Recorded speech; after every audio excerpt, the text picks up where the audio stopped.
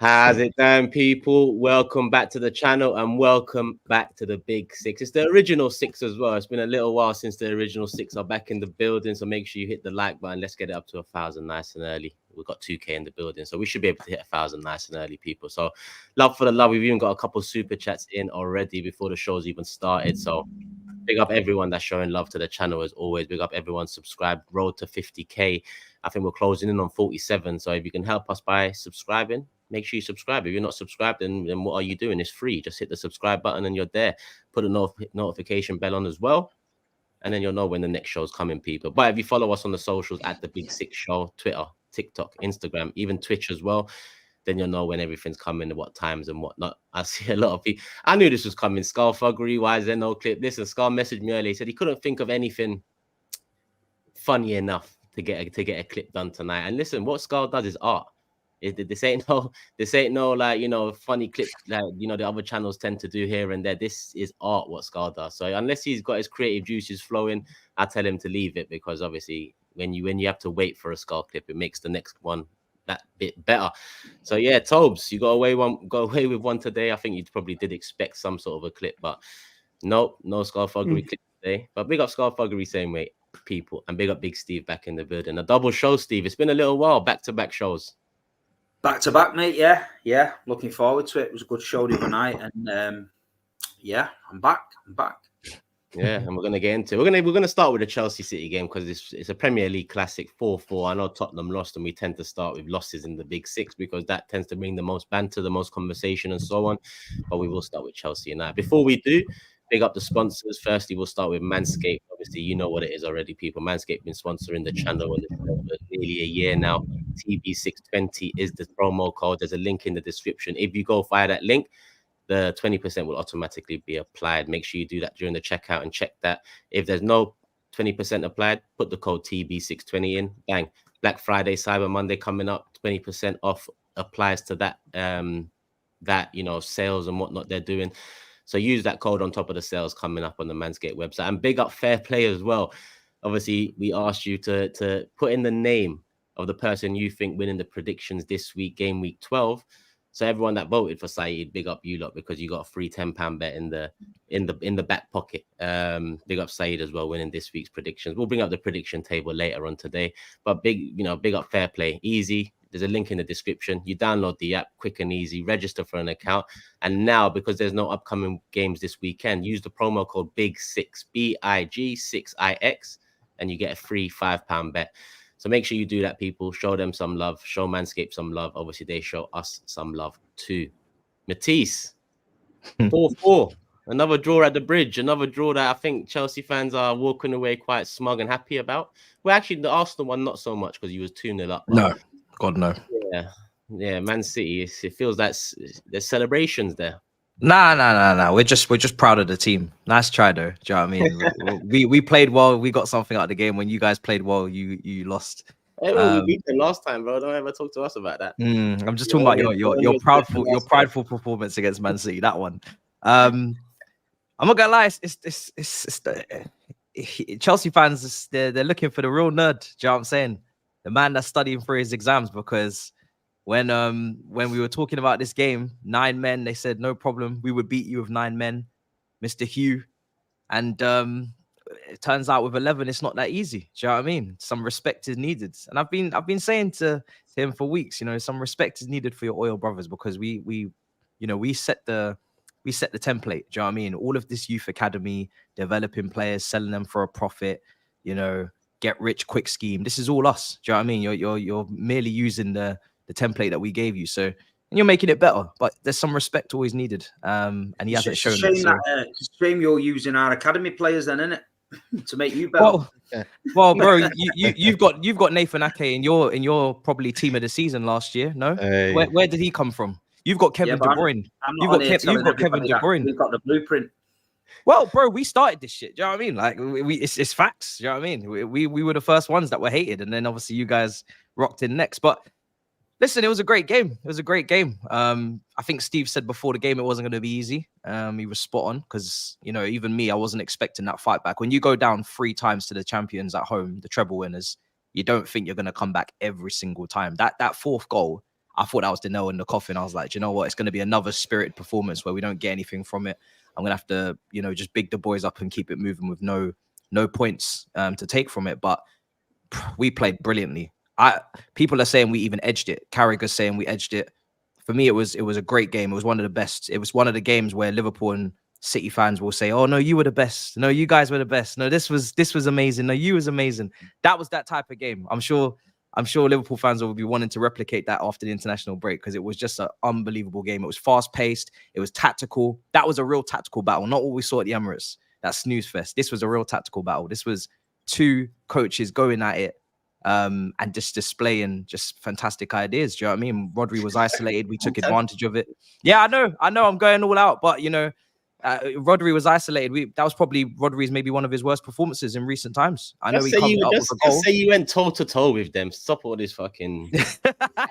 I have to drag all of you man into it. It just makes it more. It makes it more fun.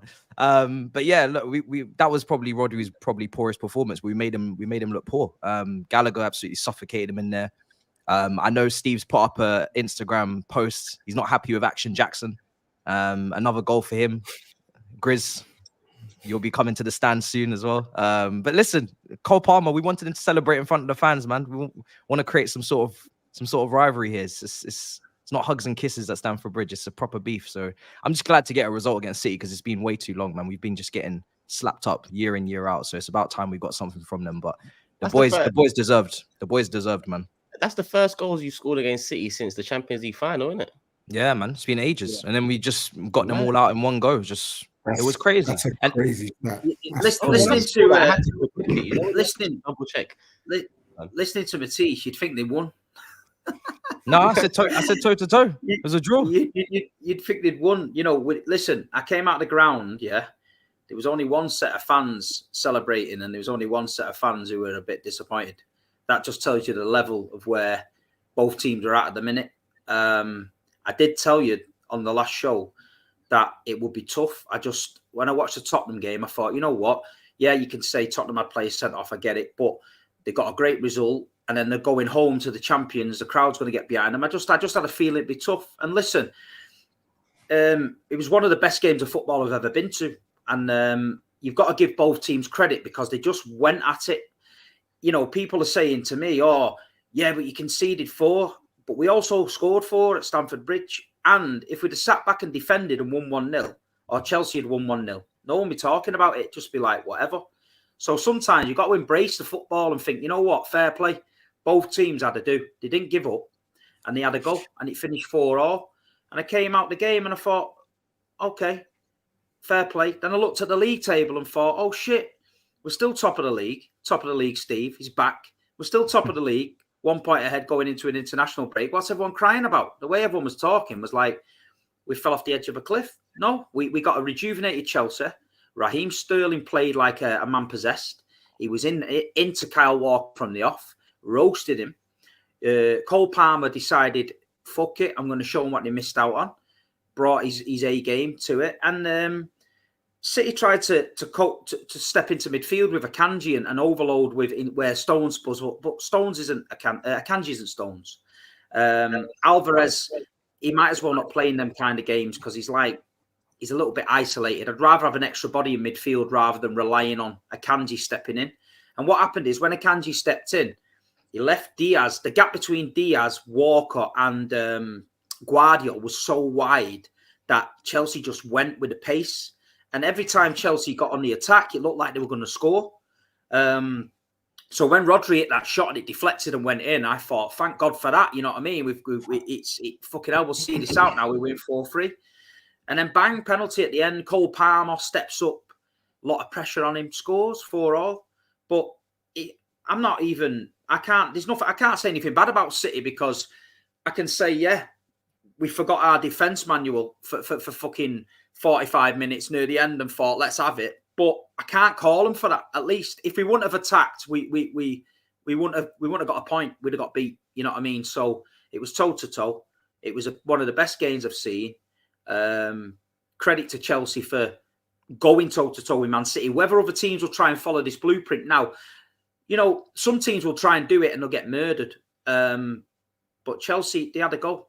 And 4-4, listen, the season they've had, teams have come to Stamford Bridge and got points. But if Chelsea play like that against most teams, they'll win because they played with no fear. They played a little bit different. And yeah, it was good to watch. I enjoyed it. But as far as Man City goes and crisis and City's defence is this and all that, it's nonsense. At the end of the day, we got ourselves involved in a game where we had to go toe-to-toe. Once they went 2-1 up, we had to come out again. And then when we went 3-2, when Jeremy Doku ran through, when he was sort of on the edge and he cut inside, if he'd have made that 4-2, I thought we would have shut up and sealed the win. But we didn't. We didn't take our chances. And no, fair play to Chelsea, fair play to City, fair play to Pep, fair play to Poch, Steve Raheem, fair play, best game I've seen him for a while. The only reason what's going on with that Jackson is because he's strutting around the pitch like he's Drogba, right? When Sterling scored, he was like, I'm not celebrating, and he's turning him round. I was on the front row, and he's pointing to the crowd saying, celebrate, you celebrate. And I'm thinking, hold on a minute. If that was Drogba telling him, I'd say, fair play, Didier Drogba, respect. But you're a bum, mate. Don't you be telling Raheem Sterling to celebrate. You're a bum. The guy will be at Montpellier in 18 months. I'm telling you now, he'll be fucked. So as I just did the thing and said the Jackson 5 are better than him. There's 5 Jacksons better than him. I saw your post. Well, somebody said there's more Jacksons. There's Randy Jackson, there's Samuel L. Jackson, and there's Colin Jackson. So he's the 9th best Jackson in the world, him, at playing football. I'd have any of them up front rather than him.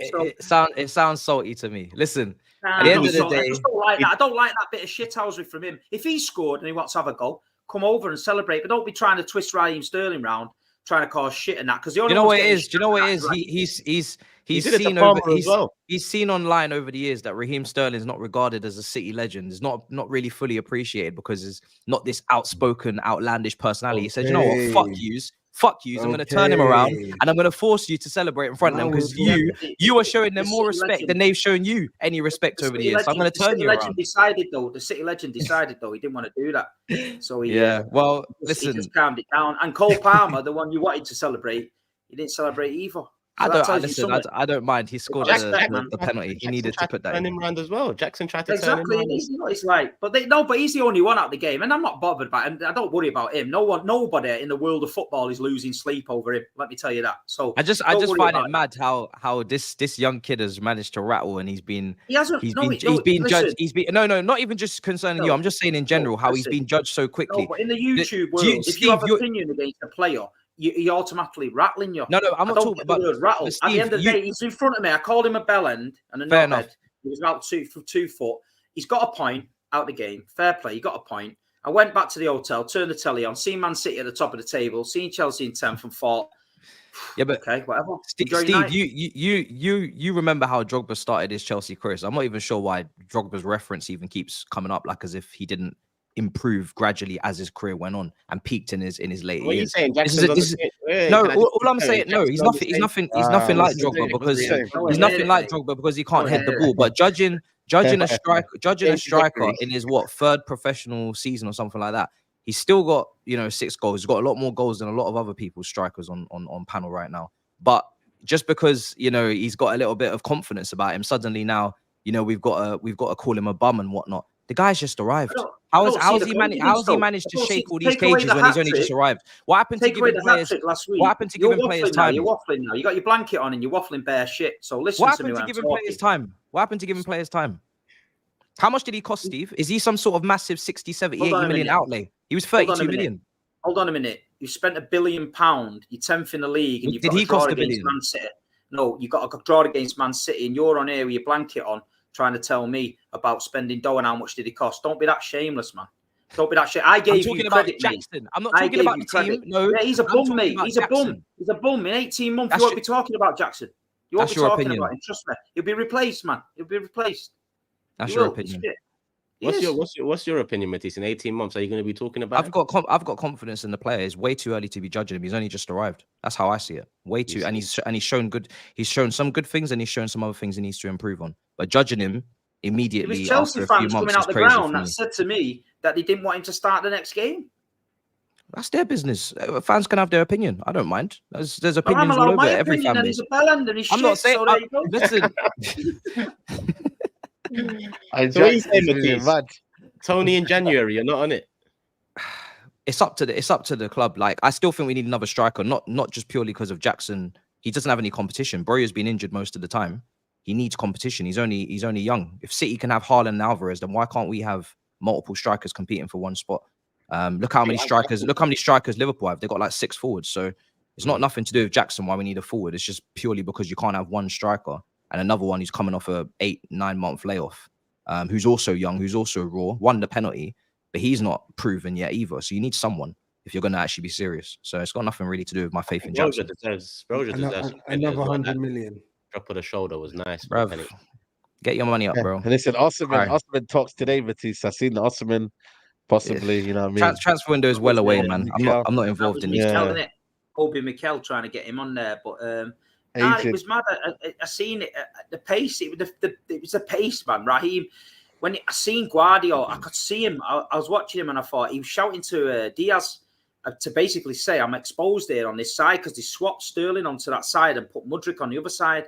And Diaz was like basically trying to tell Akanji like to not go into the midfield, but Pep was telling him to go into the midfield. And it's great when you've got the ball, but as soon as we lost the ball, Akanji was getting sucked in there trying to win it, and then it just left us exposed. You look at Conor Gallagher was running like 30, 40 yards with the ball and shooting. There was no one closing him down, and it was it was just basically like a shootout. And I thought, you know what, this is like a basketball game. One team got the ball, went one way, then they lost it, and then the other team got the ball, went the other way in that. But like you say, listen, a draw was a fair result in my eyes when it came out, and I thought it is what it is. I enjoyed it, but yeah, Chelsea, it's all right, Chelsea doing that against us now. The next game, they've got to build on that, you know what I mean? They've got to build on the Tottenham game. Fair play to them. They've got to build on it and keep going. And City's got to bounce back. We've got Liverpool at home, the big one, a 12:30 kickoff. No excuses. Got to bounce back, you know what I mean? So it's all to play for now. One thing I will say is that shouldn't have been a penalty. The first one, well, I'll be honest with you. I watched it, and they've either had a fucking daft ref meeting and said we've got to start giving these, because that literally happens every time in most games. Every game, you know what I mean? Yeah, in most games. But it's not a penalty for me, man. It's not a penalty. With the Haaland one, right? This is what I'm going to say to you. For weeks before the Man United game, Erling Haaland was getting dragged down in boxes, like but bad, worse than that the other day. And I think the referees are fucking, whether Pep's had a moan about it, I don't know. But there were certain games where Wolves away, the two lads at Wolves, they just manhandled him all game, pulling him down and all that. Referee was like, get up, get up. But yeah, we didn't know what was going on in the stadium. It just come up on the thing saying VAR penalty check. And I was like, what? And we didn't know what had gone on. And then when I got back to the hotel and watched it, I was like, nah. Listen, if it goes for you, you're buzzing. If it goes against you, you're fuming. That's the way to describe that pen. It's the whole slowing down thing that kind of skews the perspective, because slowed down, it looks like a penalty. But like you said, Steve, that happens every time the ball goes into a box from a set piece, more often than not from set pieces. There's some sort of, manhandling going on in the box. There's some sort of arms flailing, shirts being pulled, arm across the chest. I don't mind them giving it to eliminate that from the game, but the inconsistency is where they let themselves down. I'm not going to say it wasn't a penalty, because he has had an impact on Haaland actually getting to the ball, but there's an argument that Haaland pulled him first as well. But if they're going to do it, they're going to have to be consistent with it to eliminate. Cucurella got booked early doors. He was having a mad one. He was pulling a lot of people down the side and that. But it just is what it is. If you start, listen, there'd be 10 yellow cards a game and all the time. Football's a physical game. It is crazy. But I just feel like I'm glad that the game really didn't get overshadowed by a decision. I'm glad both teams just went for it, and then they went, right, fair enough, what a game. Usually you come out of a game and you think, fucking hell, the refs upset it, or the refs decided it. But it was refreshing. I don't know. I just had a mad feeling when I come out. I had a bit of a smile on my face. I was chatting to a bloke walking down the road, a Chelsea fan, and he said the same. He went, unbelievable. Even Matisse on my preview was like, I think you might beat us and all that. But I don't know. I just had this little feeling in my head. And even a Newcastle fan was giving it the big one. Steve, I'm sure you're fucking this, that, and the other. And then they got rolled off Bournemouth. Thank fuck he's not on here tonight, because he would have been getting it. Yeah, no, but you know what, though? I think that's what it's all about, though, man. I think sometimes, listen, I was in the Manchester derby the other week here, and City battered us, and we never lay a glove on Man City. First 20 minutes, you could argue we had one chance. You've got to give respect to Pochettino, you know, like that's a brave manager there going toe to toe with one of the best managers in the world. And people can say they spent £1 billion and they should be doing that, but let's be honest, they're still working out their team, they're still gelling together. I've got to give it to Pochettino, especially in the big 6 games. He's gone toe to toe with teams, you know. And yes, they bottled the lead against Arsenal, but you've got to give it to them that the way they press for me is very, very good, you know. I told people about Conor Gallagher. I said he'd be in the team. I said he'd be one of the important players, and he is. You know, you could argue Conor Gallagher out of the 3 is probably the best performer. You know, let's be honest. I know Caicedo's getting into his kind of little groove. Enzo, I think there needs to be question marks around that, even though people are saying he had a good game. I still think he needs to be doing better for the price tag, for the hype that came around him. He needs to be doing better. But I think Conor Gallagher, I don't know, man, he just plays in his position in the 10 year. And the way he was pressing Rodri. Listen, Rodri is a player that is press resistant. This guy's got about 20 eyes everywhere, yeah, and he knows everything. He can scan, he can do everything. And I've never seen him so rattled, man. And he just didn't know what to do. And City in that midfield didn't really do what they can do. So I think you got to give credit to Chelsea and the way they played. And like I said, man, Sterling as well.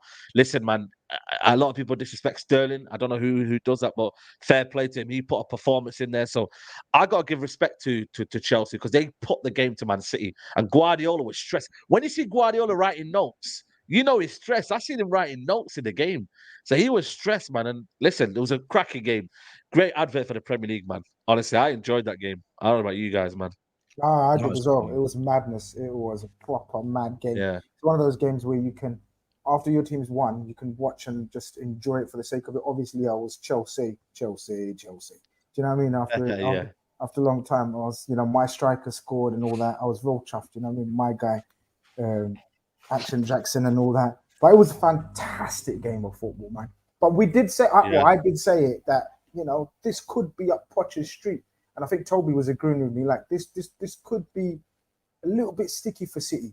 Like, do you remember last week, Matt was going mad, the Newcastle fan, saying, oh, you lot mad. I was like, no, I genuinely think Chelsea going to give him a good game. Chelsea will come good. How many weeks have we been saying it? When you've got quality players and now you've got a coach that he's got a good reputation, man.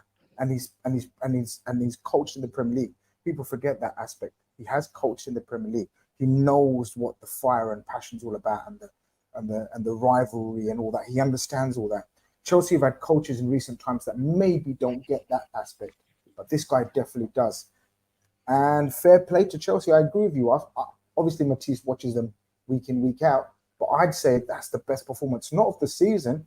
I think that's the best performance for, mate. I don't know, Matisse. You tell us in how long. I mean, last year there wasn't any good performances last season. So this is what I'm saying. So look, you know, we know football's a humbler.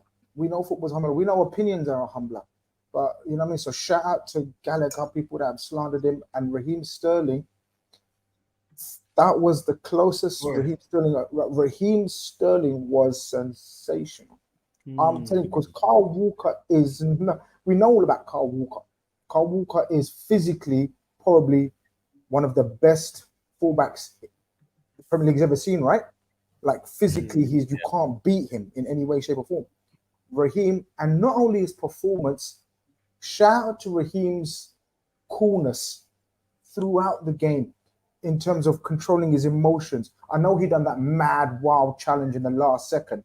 Was it on Foden? That tackle in the last second? I remember. Yeah, that lunge right in the last second where he got a yellow card for it. He had a couple moments with Foden, though. He had a couple moments.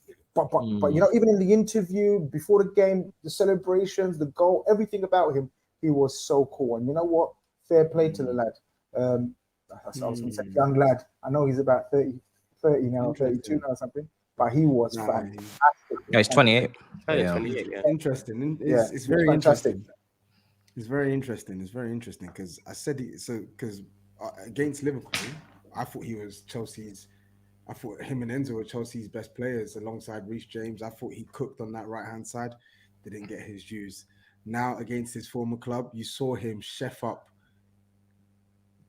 you saw him chef up one of the best right backs to play in this league. Like, that is a legendary Premier League right back, and you saw him chef him, spin him out of his socks, man. It's not easy to do that to Kyle Walker, man. So I want to big up to Raheem Sterling, man, because there's been certain man, one is top left and the other one's bottom right. They've had a lot to say when it goes bad for Raheem Sterling. Holds high standards, in it, and that was high standards.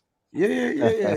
I'm glad you hold him to a high standard. That's a Premier League all-timer right there, to be fair. And he delivered against he delivered against Man City. And to be honest, I think, just to follow on to GRIZZ's point, I actually agree with GRIZZ, where I would say that's probably the best Chelsea performance I've seen in a long time. And I get, obviously, they didn't win the game, right? I think that's one testament to how good Man City are, and two, testament to the work that Chelsea still need to do in terms of managing games and putting away more chances. But I do think, like, Man City are the standard bearer for the Prem, and Chelsea, every single time they attacked, for the most part, looked like they could hurt Man City.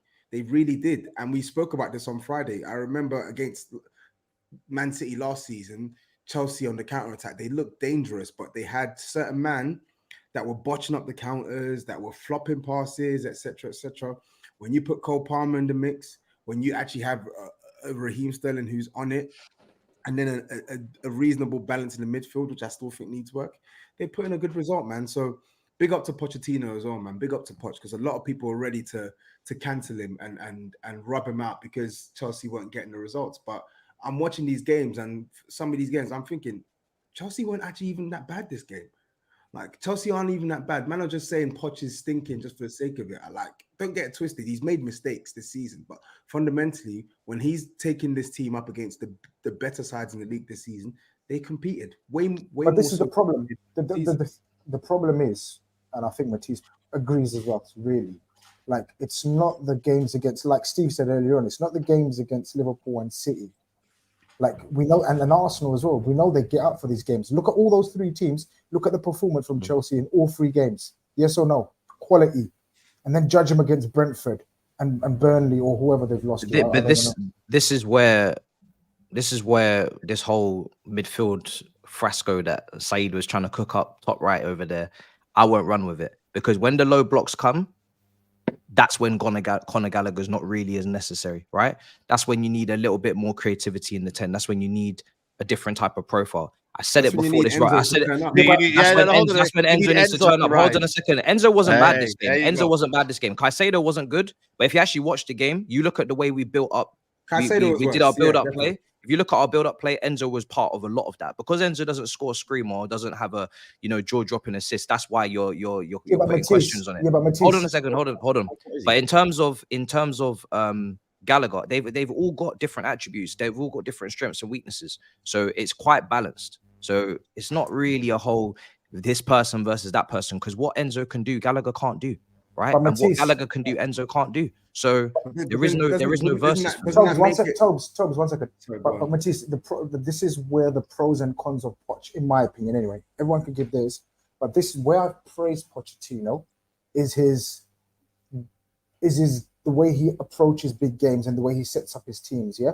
But then you can also criticize him for the way he sets up against lower teams. 100%. And so therefore, I know you're saying this is where the skill set of Gallagher comes into play. Well, play an extra attacker. How many times have I said to you, I can't believe you lot playing, this formation of this set of many attackers at home to a Leeds or a Burnley or whatever, one of the bottom teams.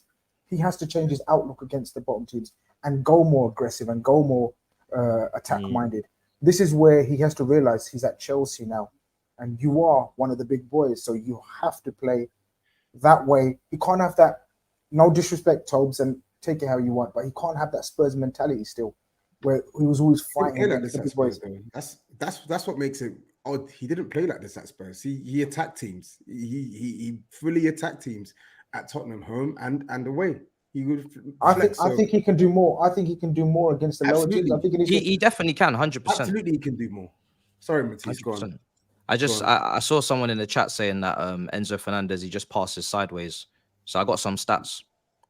This season in the Premier League, first for progressive passes. first for through balls, first for forward passes, second for long passes. So I don't know what you're For talking Chelsea. about. That for You know what Chelsea. it is with Enzo Fernandez? I don't know what you're Matisse? talking about. Premier League.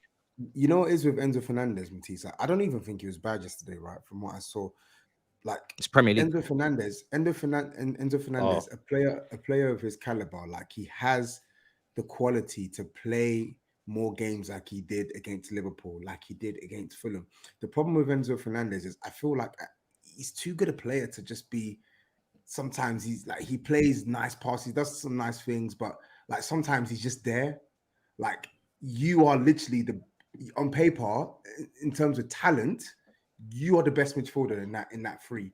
Look like the best midfielder in that three for a longer stretch in a game of football. That's my issue with Enzo Fernandez now, because I feel like some games he's fantastic, some games he's meaty, some games he's just outright poor. So there needs to be a higher level of consistency, in my opinion, for Enzo Fernandez, because that's the talent that he has. You should be the one that's grabbing this game by the scruff of the neck for your team and pulling strings. Like there's no reason why he can't do that for Chelsea. He's got the capability to do so.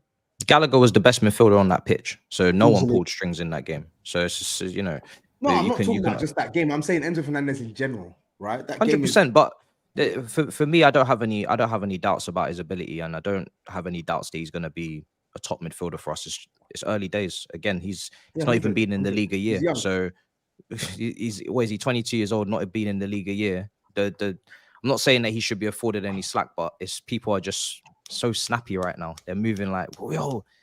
But in terms of chasing back, in terms of chasing back and the other teams, you know, when Man City take the lead, you took the lead twice, didn't you, Steve? 1-0 and at 2-1, was it? Or 3-2 or something? No, I can't remember. It was 1-0, 1-1, 2-1 to them, 2-2, 3-2 to us. So twice. No, and a 4-3 at the end. So 4-3 three times. 4-3, yeah, so 3 times, yeah. And I don't know if this ever happened in the Premier League before, guys. I don't think it's ever happened where Man City have taken the lead 3 times and not held on to it. There's always an air of inevitability when City take the lead, because without that, they're the best team. They're the best team I've ever seen in terms of taking the lead and then killing the game.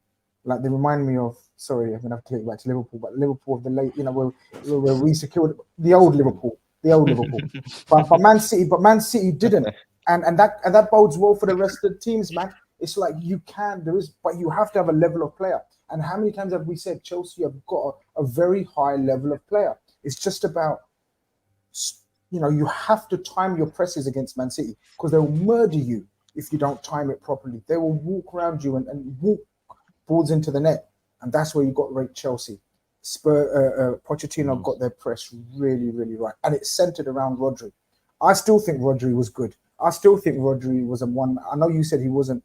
I think Rodri was good. The thing with Rodri is, in our midfield, we have Bernardo Silva and Rodri. Bernardo Silva went tear-assing out chasing the ball. At times, you just had Rodri, and then Akanji stepped in. But there was no competition. That's what beat us. 100%. You know, if we'd have gone there and said, right, we're playing Nunes, Kovacic, Rodri, with a Bernardo Silva just behind Haaland, so we'd have them 4 in that middle. That doesn't happen. But I'm surprised he didn't play. I'm surprised he didn't play Grealish as well. This is what. But I think Pep went there knowing if it becomes a gun fest, we'll blow them away. Do you understand? And he thought if they score 3, we'll score 4. And that's what nearly happened anyway. So I think Pep changed, because you're right. In recent years, when Pep's gone to Anfield and Chelsea, do you remember when he went there last year and killed the game 1-0 or something? Do you remember when who scored? Grealish? No, who scored? I can't remember who scored. 1-0, game over. Mahrez. So he knows how to kill games. I think he went there this time thinking Chelsea are wherever they are. They're not organised. They're not structured. I'm just going to blitz them if they want to blitz. But fair play to Chelsea. Great game. I definitely think that plays a part, but I actually think Man City defended poorly. I think Chelsea at times defended poorly too. I think both teams just weren't at the races in terms of keeping each other out. But I guess you could also put it down to the fact that both teams were really good going forward. I felt like both teams were super duper threatening, man. Like really, really. We can't always have it though. Yeah, we can't always have it. There's a balance, right? Yeah. So like I can't. The balance, on one hand, I can't say, oh my god, they defended horribly, because it made for a great game of football, and both teams going forward wanted to win that game, and you could see it by the way they attacked. So it was good, man. I thought Reece James as well, I thought he was really good. I thought he was really, really good. And like, it's weird with Reece James, it's actually crazy. Like, I feel like for the last, I would say 12 to 18 months, it's like, obviously now they got Cole Palmer in the mix, who helps with it because he can knit things, right? But really and truly, it's like Reece James at a point last season was Chelsea's playmaker. Like, if Reece James don't play, literally the attacking impetus of that team decreases by like 40-50%. It's mental. So he's a player, man. He's a player, and I think he showed what he could do at both ends, man. On the reverse, I think he did really well against Doku. On the other end, you saw what he's capable of doing as an offensive threat as well. So yeah, man, he's a player. 100%. We got over 30 super chats here as well. We've passed 30 minutes, 7.4k here. How many likes we're on? Let me check. 1.3k. Let's get to 2k, people. Hit the like button if you haven't hit the like button already. Show some love to the sponsors. As you can see, there's a QR code on the screen there for the Fair Play app. Scan it, register, a few seconds. Obviously, use the promo code BIG6, BIG6IX, and you get a free £5 bet. You're not betting the house, you're betting against mates. So the free £5 bet will be applicable to any bet you create with a mate. It doesn't have to be football related. It could be a FIFA game. It could be an arm wrestling match. It could be anything you want to bet on. It's just an app to make sure that both parties are putting their money in. So when the winner gets decided, the money's there. No chasing. Big up Fair Play. Let's get into the super chats, people. Where are we? I'm going to get the Man City Chelsea super chats in because there's super chats all over the gaff. I'm going to save them for when we talk about those subjects. X4 says, Saeed, ask about Doku and Gavardio stinkers. Interesting. Also, Sterling took some years off of Walker's life. Man was running on pills. You know what it is, though? I think Doku, I think there's a lot of kind of talk about Doku had a stinker. I think his decision making was bad, but I don't think he had a stinker as what people said. I think Reece James kind of locked him up and did what he had to do, but Doku had some good opportunities to get him behind. But Gavardio, yeah, definitely Gavardio. I mean, what is he doing for that goal, man? He was literally in cuckoo land, mate. Cuckoo land.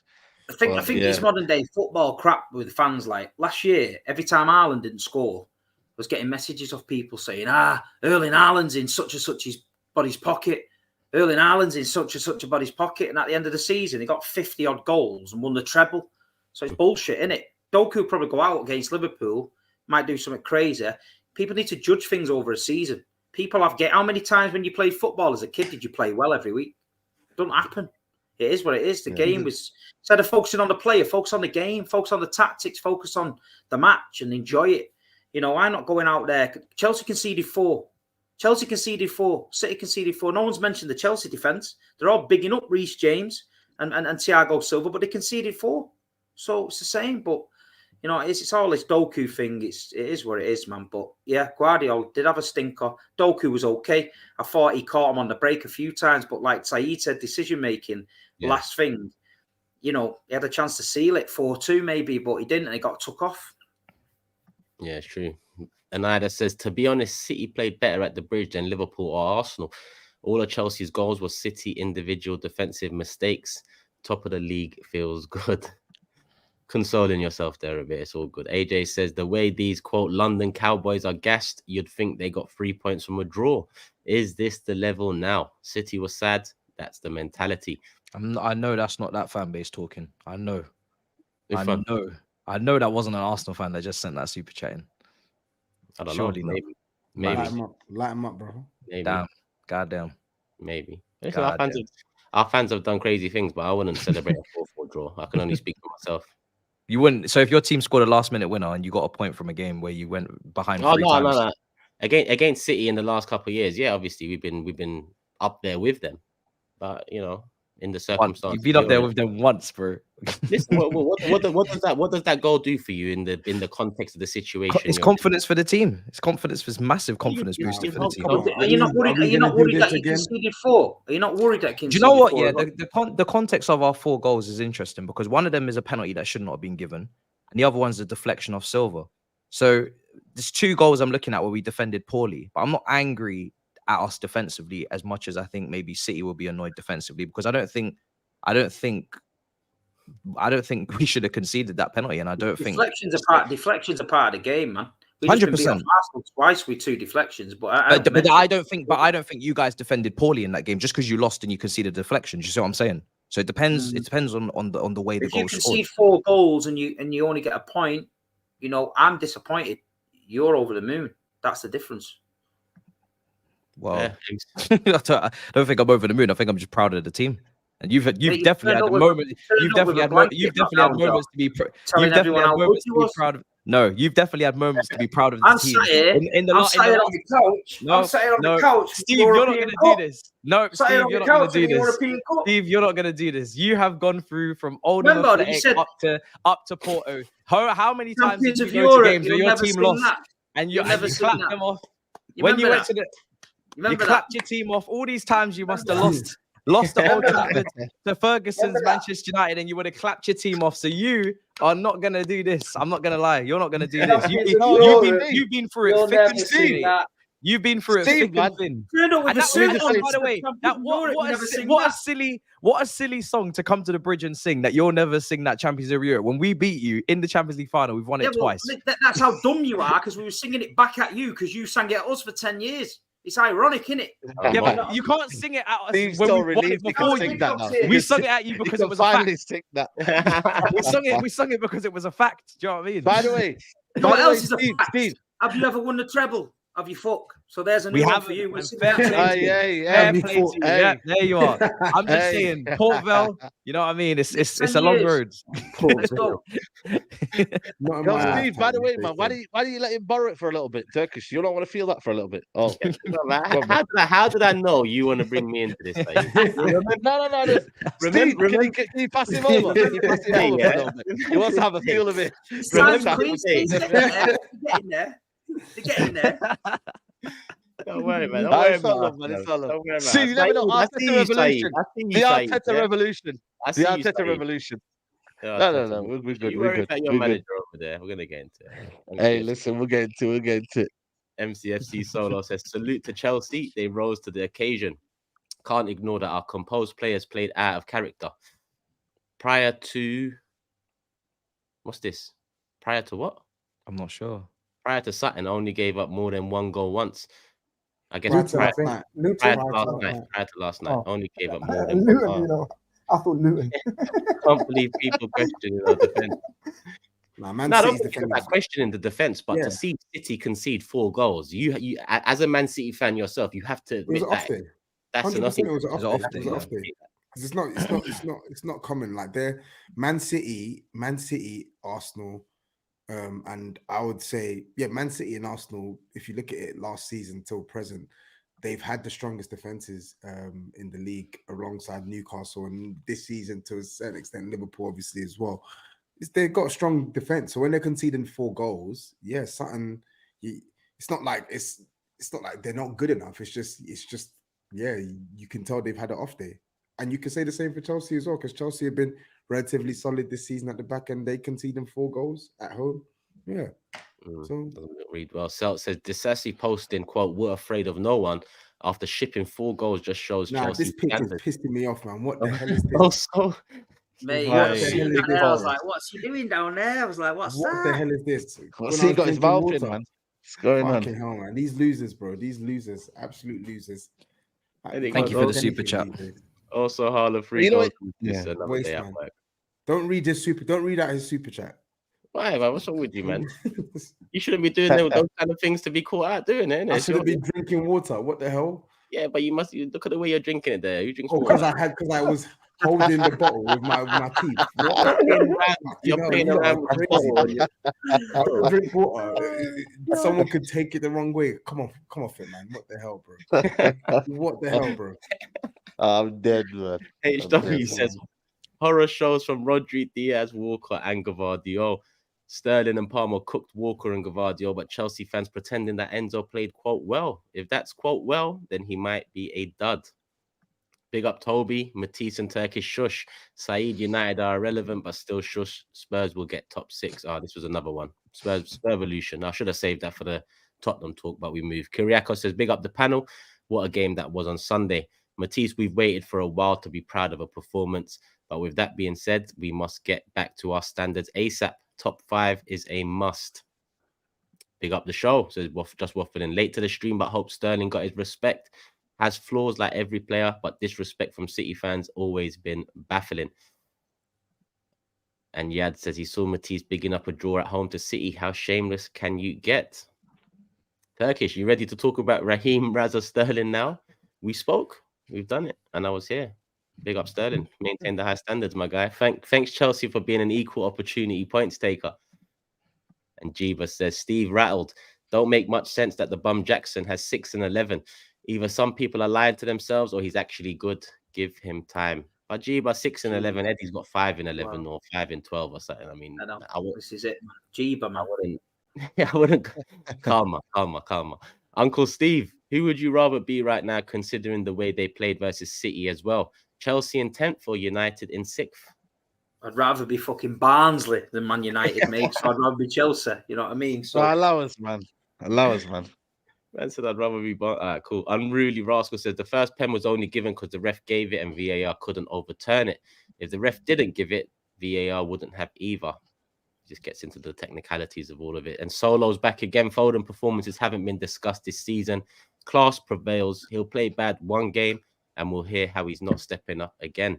Shake my head. Well, we haven't spoken about Foden in a little while. Maybe that is someone we need to speak about soon. But to be fair, prior to that game, he had like 3 and 3. Foden's form is up and down, but recent, I would say prior to that Chelsea game, I would say he was looking all right in a couple of their games. I watched them the highlights for young boys. He cooked the hell out of young boys. Starting to play him on the right now. We said it beginning of the season, the City fans. We need to just say, right, is he a centre mid or is he right mid? He put him in the centre because De Bruyne's been injured. Yeah, he's okay there. But on the right side, he's better. So now just stick to that. Foden's the right side player. Let him just make that position his own now. Cisse says, right after Chelsea played Liverpool and Arsenal, they followed their good performance up with a loss. Matisse, will this performance continue the trend or can this be the start of a good run of form? Who you got next? Well, the games we've got coming up next suit us. Brighton, Newcastle, Man United. It's the small teams that we've been struggling against, the low blocks. So those teams will come at us, you'd assume. So yeah. JR says, I lost all respect for Doku after that dive in the penalty box. You guys are City treble winners. You don't need advantages. Come on now. It was the worst dive I've ever seen in my life. It was right in front of me. I wish I could have just fucking told him myself that it was a shit dive. Mate, I was fuming. I just looked at him. I was like, what is he doing? But I don't know. He's mad in him, mad. Pablo says, quote, I'm not bothered about Jackson, but he can't stop talking about him in every single stream that you've been in. He lives inside you. Every single stream I've been in. I've been in 2 streams today talking about the Chelsea game. And on both streams, I've consistently said the guy's shit and he's a bellend. So that's not on every stream. That's my opinion. I'm allowed my opinion. I'm being paid to go on shows to tell my opinion. So my opinion is, so you don't have to bring it up anymore. He's shit. He's a bellend. And at the end of the season, we'll see. He's putting up stats because he scored 6 in 11. 3 were against 6 men against Tottenham. So there's hardly anyone on the pitch. And then he scored 1 against City in a draw. So come on. Let's talk about it in May. I'll come back in May and we'll do a Michael Jackson special. I will dress up. I'll put a glass glove on, a fucking hat. I'll sing Thriller and we'll see how many goals he's got. I'll sing Thriller. Jeeper says Gallagher was unfairly scapegoated last season. Now only Rice and Maddison arguably performed as well. Contrary to popular belief, he's good on the ball. I think Gallagher's slowly getting his flowers. Tripson said it's always City, Arsenal, Spurs had a bad game. Why does no one credit Chelsea for making them play that way? All of them won't come to Chelsea and decide we are going to play crap, isn't it? Well, bro, you can't spend $1 billion and then ask for fucking sympathy when you're drawing games and beating 9 men. At the end of the day, start doing that consistently. It's not like you're fucking West Ham or Aston Villa or Brighton. You're Chelsea. Where's the standards gone at that club? Because you lot used to talk to Arsenal about standards all the time. Now you're fucking sending in super chats about draws and beating 9 men Tottenham. Where are your standards? Please find them. TOBS, wake up, brother. And Kiefer says, didn't Turkish say that Perez was ahead of Sterling in the all-time Premier League winger list? I did, and I stand by it. There's no apologies. Perez is above. Matthias says, my first ever super chat had to be for you and won't be the last. I had a difficult year, but people like you kept me going on. Love watching the show on all your individual channels. Up the Reds, Liverpool fan there. Matthias, love for the love. Listen, you don't need to send super chats. We just love the support. Watching the show is enough. Like, we don't ask for super chats. Obviously, super chats have become a big part of the show, but we just appreciate every single viewer out there. Share it. We appreciate you probably sharing it more than, you know, anything else. So just share it out there. Tell a friend to tell a friend. And we move Nkunku and Lavia to come back after international break. More reinforcements in the mids. I see a picture of them training. So are they due to return in a couple of weeks, Matisse? I think Nkunku is probably, I think, closer than Lavia. I think Nkunku should be back for the maybe Newcastle game. Is what he's aiming for. I'm not really sure about Lavia because that one's been he's not kicked a ball either. So we'll have to see. But yeah, bring on the reinforcements, man. So we can see the whole billion, not just half of it. You know what I'm saying? Jamie says closer to relegation than top of the league, but we've got to be proud of the boys. And AJ says, Matisse, I didn't celebrate our draw at the Bridge either. It's about standards. City. That's because you didn't deserve a draw. It's pretty simple. We deserved to get something out of the game, so we said big up to the boys. You got a lucky Declan Rice open goal, and then you got a nice little 10-minute run in, and then you got a point. You didn't deserve it, so you shouldn't be celebrating that. You should have been pissed with your team. You played like shit. Cool. Herman says Chelsea was struggling with the final third, but have scored 8 in the last 2 against the top 6. Genuine threat to the top 5. If yes, Newcastle or United. Who misses? We'll discuss that one shortly because there's another super chat on a similar subject. Titi says we can't celebrate a 4-4 against one of the best teams of all time in our worst time in 30 years. Stop crying, save it for when we are top again. Grealish sub killed off the left-hand side. Foden was poor. Impressed Chelsea went blow for blow and didn't get thumped. City can't play a fast-paced game. Interesting. And another one from Naval saying you have to beat Chelsea's Champions League and Liverpool's Champions League if you beat Chelsea's Champions League ×2. That won't happen though, Steve. Chelsea maybe, Liverpool no chance. Until you beat Liverpool Champions League 6 times, I think, then flex. I don't know what's going on there. That just blown my head. Yeah, I'm confused a bit. All I know is City's Champions League is far greater than both Chelsea's, so that's what I'm saying. Far greater. What was greater? Their Champions League win. What their Treble. Broski. Yeah. Are you talking about the individual campaign? Just the Champions League. I'm talking about if we rate Champions League winners in the last 20 years, Man City's one's ahead of both Chelsea's Champions League winners. Yeah, that's all I'm saying. I don't know what we're arguing. Well, because they won the treble. Because they're better than you. Because you wasn't probably even the best team in London the years you won the Champions League. Bayern one was mad though. The Bayern one was crazy though. The Chelsea Bayern game was mad. Czech missing. I mean, Czech saving a penalty. Didier Drogba come back. That was a good one. I can't lie. That was iconic. Can't lie. Iconic moments. But we're talking about the team and the standing of the team that won it. Oh, okay. Yeah, the team. Man United the same.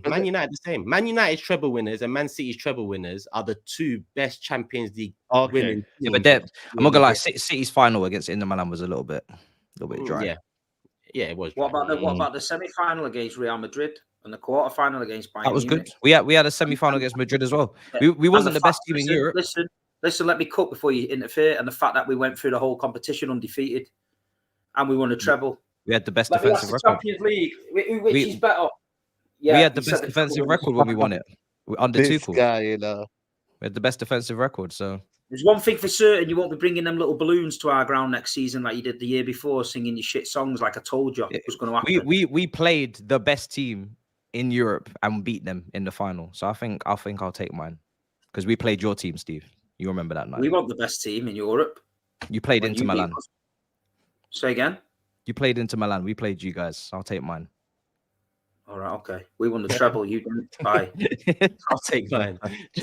Jono says Palmer looks like everything Havertz was supposed to be for Chelsea. Struck gold. He does look very good. I can't even lie to you. We own 2 Champions League. City own 1. That one's from Neighbour as well. And the last one here again. You have to beat Liverpool's Champions League record before you can flex about the Champions League. I think he was clarifying his last comment. But that's it. City Chelsea chat done 4-4 Premier League Classic. Super chats done 8.2k in the building. Love for the love, people. Hit the like button. I don't know how many we're on. I'm not going to check, but hopefully next time I check, we've passed 2,000. If you're not subscribed as well, make sure you subscribe because it's the road to 50k. We want to hit 50k before the end of the year.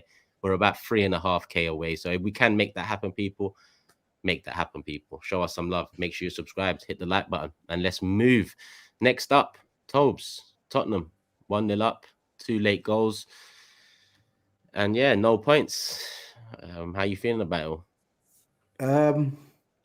Annoyed, but again, not too despondent. Similar to last week or similar to last Monday against Chelsea. We didn't deserve to win, so I'm not gonna come in and be all sad. Oh my god, we didn't win the game. There are problems. There definitely are problems. I do think some problems we can fix. Some problems we may not be able to fix, and we may just have to ride it out until January. But in all honesty, yeah, man, I had no complaints whatsoever about the result. Literally, we scored in the third minute. Really good goal, to be fair. Scored a really good goal in the third minute, and basically didn't have a foothold in the game for the rest of the game. Like it was, it was nuts. It was absolutely insane. I feel like if Wolves actually had some bite, that could have been a bit more embarrassing for Tottenham. And I mean, both goals they scored. I'll talk about the bad side of our defending, but I mean, the equalizer from Sarabia, man. Oh my goodness, bro. Oh my goodness. Like the pass, the touch, the finish, he absolutely packed. Disgusting. That touch was just... Bro, he packed. That was basically the goal, man. When you deep you know, one of them ones where it's just like, yeah, like I saw the goal and I wasn't even angry. I just had to, I basically had to applaud it. Like it was ridiculous. Like you can't. What can you say about that goal? And but to be honest, the second one, I was kind of angry because I just felt like, okay, cool. You've been second best for the whole game. Like you don't even deserve a point. You really deserve to lose, but you can get a point here. Just don't do anything stupid. Just get the ball out of the danger zone. And you just got people just doing dumb things in our own half. And they turn over possession again, and Wolves get the ball. They got the other end and they score. So there's a lot of things that I didn't like about the performance. I felt our midfield was really, really bad. I feel like I would say since Luton, I would say Basuma's form has not been good. I thought he was poor against Luton. I thought he was okay against Crystal Palace. I thought he was okay against Chelsea, all things considered, because of the situation in the game.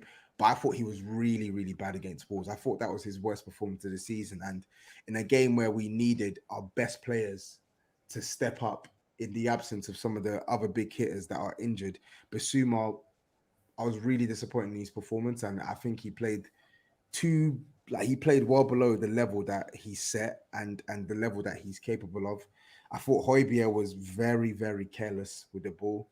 And I thought we lacked aggression, man. Like, I know, like, you can talk about the tactical aspect, which is obviously playing out from the back, the zones which Wolves exploited us and stuff. But fundamentally, Wolves bullied Spurs. They really bullied Spurs. Every first ball we lost, every 50-50 we lost, every second ball we lost. It was just a bad day out. We got bullied. Sar's probably been one of our best midfielders when it comes to dueling. He's won quite a lot of his duels this season, and we had him in no man's land playing in this number 10 role, man. Meanwhile, Højbjerg and Basuma are getting fists up behind him, bro. The defense had no respite from start to finish, bro. Like they were literally under wave after wave after wave after wave after wave of pressure. So the only consolation I'll take is, you know what, Brennan Johnson, he scored, and a player who I didn't really want at Spurs.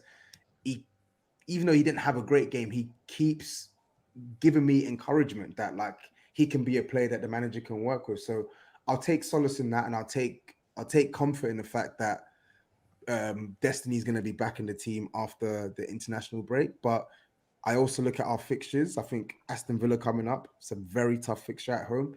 If we play like that, long day. So yeah, man, there's a couple of things that Ange needs to work out, but I also think some of our players, they need to pull their finger out, man. Like, just don't be stupid. Just don't be stupid, honestly. Some of them are the bums that are back as well, isn't it? So Yeah, you kind of knew this was coming. Let's sell The fall a off. lot of I want to ask you about. triangles of death. The triangles of no return, basically. I want to ask you about the fall off of Højbjerg. Like when he first came, like Højbjerg was okay and decent. Is it just as you run out of legs, or what is it? Because that was one of the worst performances I've seen from a player. He couldn't trap a ball, Tobes. I imagine. I was thinking. Imagine you must have been going mad watching Højbjerg try to play football. But you're probably used to it with him now. It wasn't just him, to be fair. Like most of the team just struggled, right? I thought Kulusevski was really poor after a bright start, but I think with Højbjerg, it's just who he is, man. I think when he's actually come on as a sub, for the most part, he's actually been all right this season, man. He's put in some good performances for Spurs off the bench.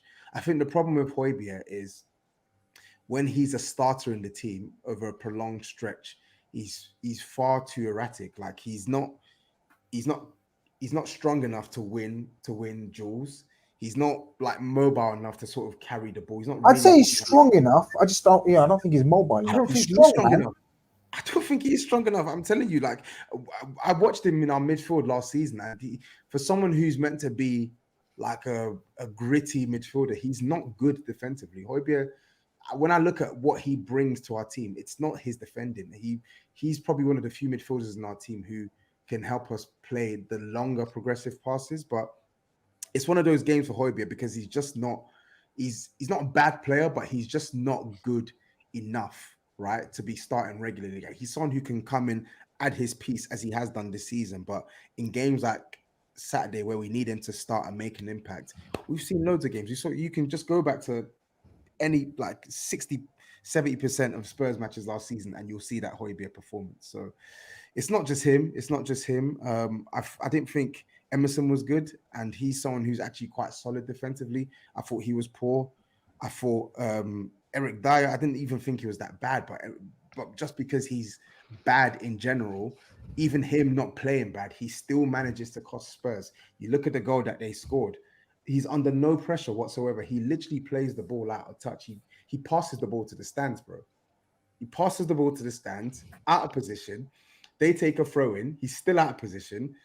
They play a ball in behind the defense, and Ben Davies is left 2v1. Sarabia on the left, and I can't remember who it was on the right-hand side. And Sarabia tucks it away. So, yeah, man, a lot of really poor performing. So what now then? Because the thing is, right, I know you got injuries, I know you got suspension, but what now? Where do we go from here? Because it's the situation is the situation. What is Ange gonna do now? Because there ain't no one feeling very sorry for him. He has to now figure out what he's gonna do now and how he sets it up now. He knows what he's got.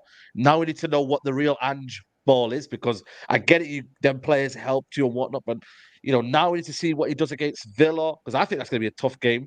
You got City.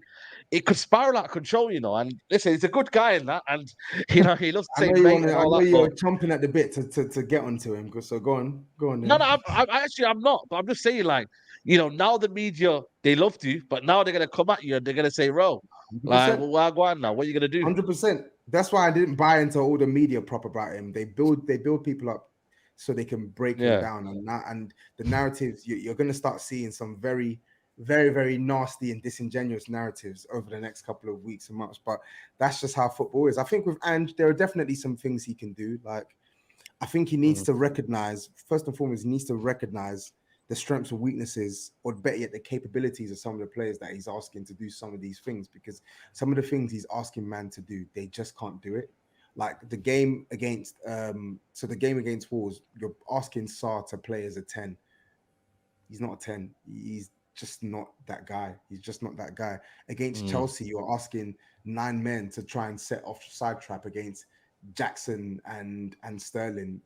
These are guys who turn slower than a flipping double-decker bus, and you're asking them to play an offside trap against the thingy. So I don't really put the Wolves loss too much on Ange Postecoglou. I think there were way too many bad performers for me to look at the manager and say, yeah, like you've messed up here. But there are definitely things he can do, man. He chose to keep Lo Celso. I don't like Lo Celso. I think he's a scrub, but Ange chose to keep him in pre-season when Maddison wasn't playing, or he took off Maddison. It was Lo Celso that came in and took his place. So I think if you believe that this guy was good enough to make an impact for your team, then you got to play him, man. There's things he can do, man. I don't expect that because we've got injuries, we should just lose every game or surrender control of these matches. I think we've got enough at our disposal to definitely have a better fist of games. So yeah, man. I honestly, I don't think it's as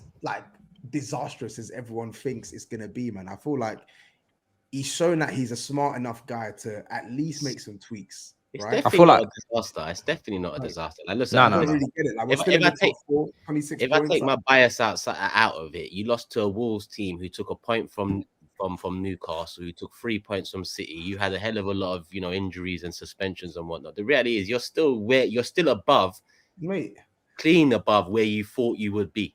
Toby started saying mate as well. Yeah, he started saying mate. Yeah, yeah, man. Mate. Nah, come on. I've been saying mate, this. Stop it, mate. Stop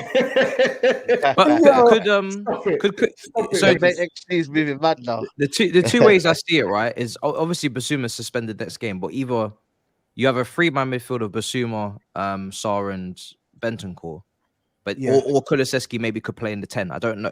I've never seen him there. But he does play create. there. He moved him there against Sheffield United when we were chasing the goal. What's your thoughts on him though? Because a year and a half ago, me and you we was on a video at the end of the 21-22 season, and me and you agreed that at this moment in time, Kulusevski edges Saka. But a year and a half later, there's no comparison whatsoever. Bro. Saka's left him in the dust, bro. Saka's left him in the dust. I think Kulu, he's a good player, right? He's got talent and he has had some good performances for us. But my problem with Kulusevski at times is he makes it. He plays. Sometimes he's like, don't take this with disrespect, Steve, but sometimes he plays like Jack Grealish, and I don't like that. I don't like my wingers to play like that. Like, if you've got the power and the aggression and the technical quality, you rattled Steve. No, it's the truth. I don't like. When you've got acres of space, and you're a player that can find a pass, take a shot, etc., I don't like this slowing the game down and coming on the inside and passing it back to the midfielder. No, because he hasn't got the pace. He hasn't got the pace. It's not even just about pace though, because there are moments where he gets the ball in the box. Don't get me twisted. I think pace.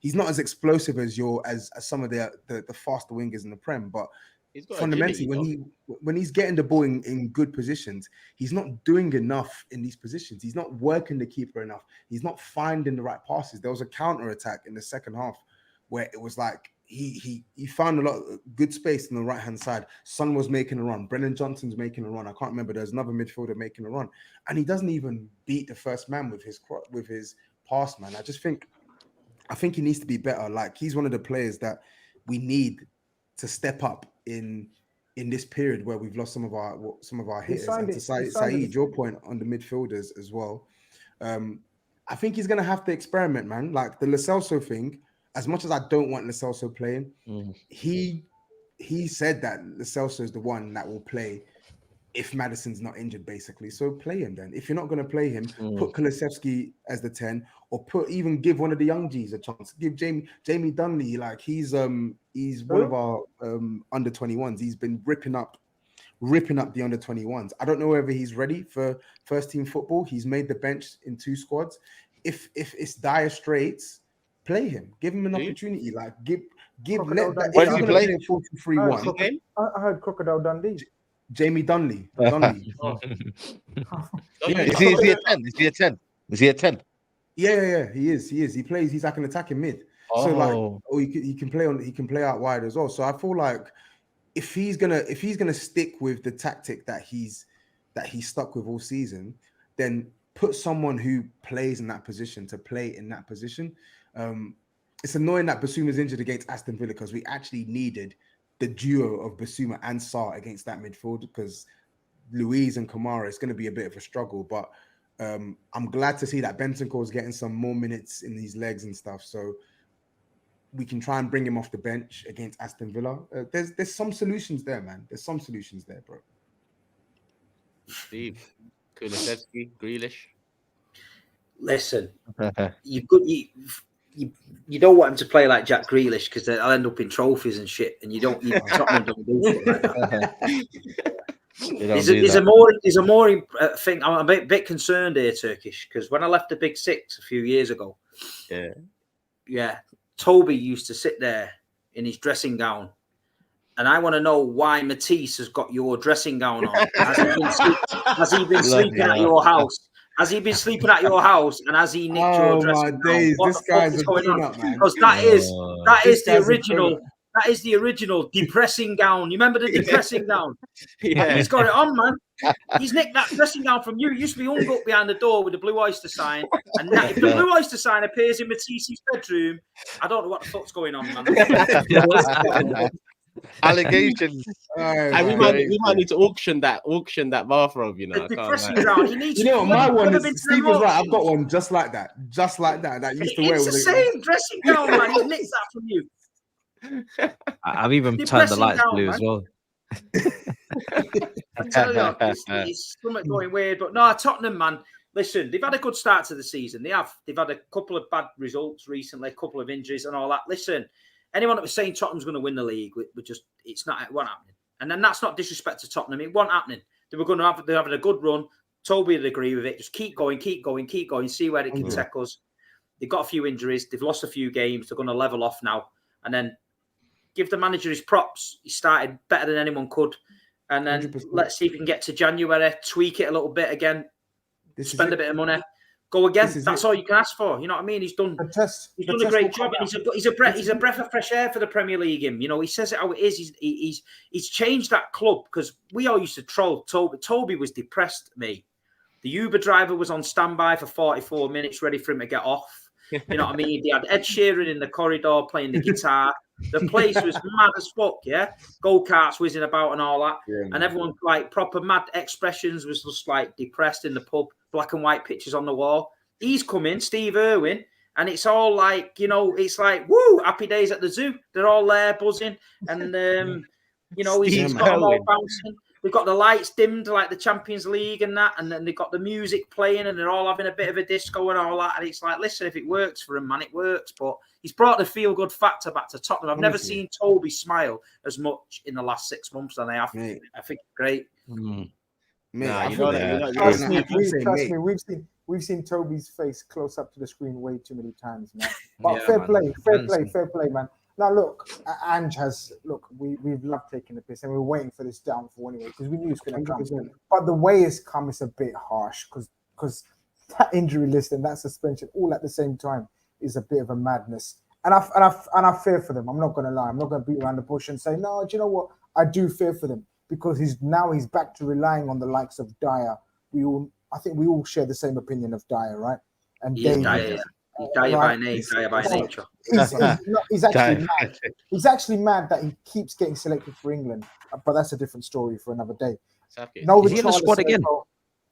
I'm not sure. I don't think so. No, Cole Palmer's in it. Cole Palmer's in it. Rico Lewis is in it now.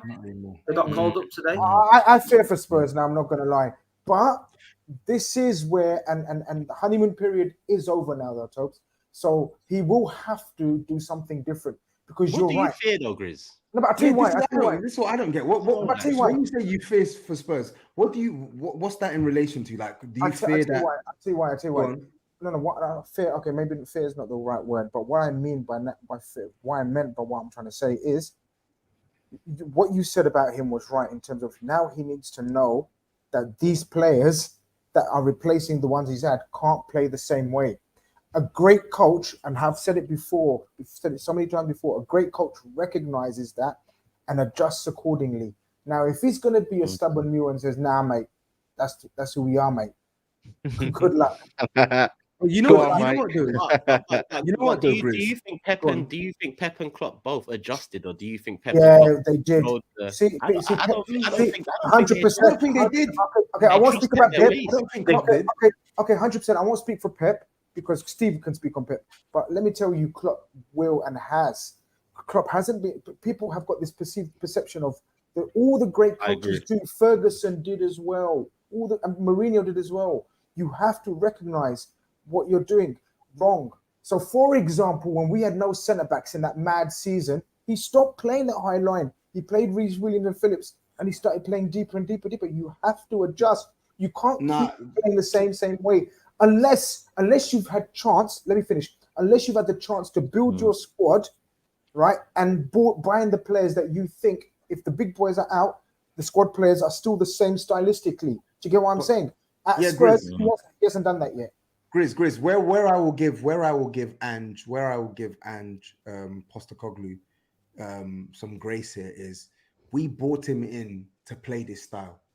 Like, we brought him in to play this style, and I think unless it's like super duper extenuating circumstances like it's Chelsea, right? And you could probably say maybe the injury suspension thing is an extenuating circumstance, but fundamentally we brought him in to play a consistently positive style. So we can't now ask him to just abandon that. And I think to your point on Jurgen I'm not saying abandon it though, TOBS, am I?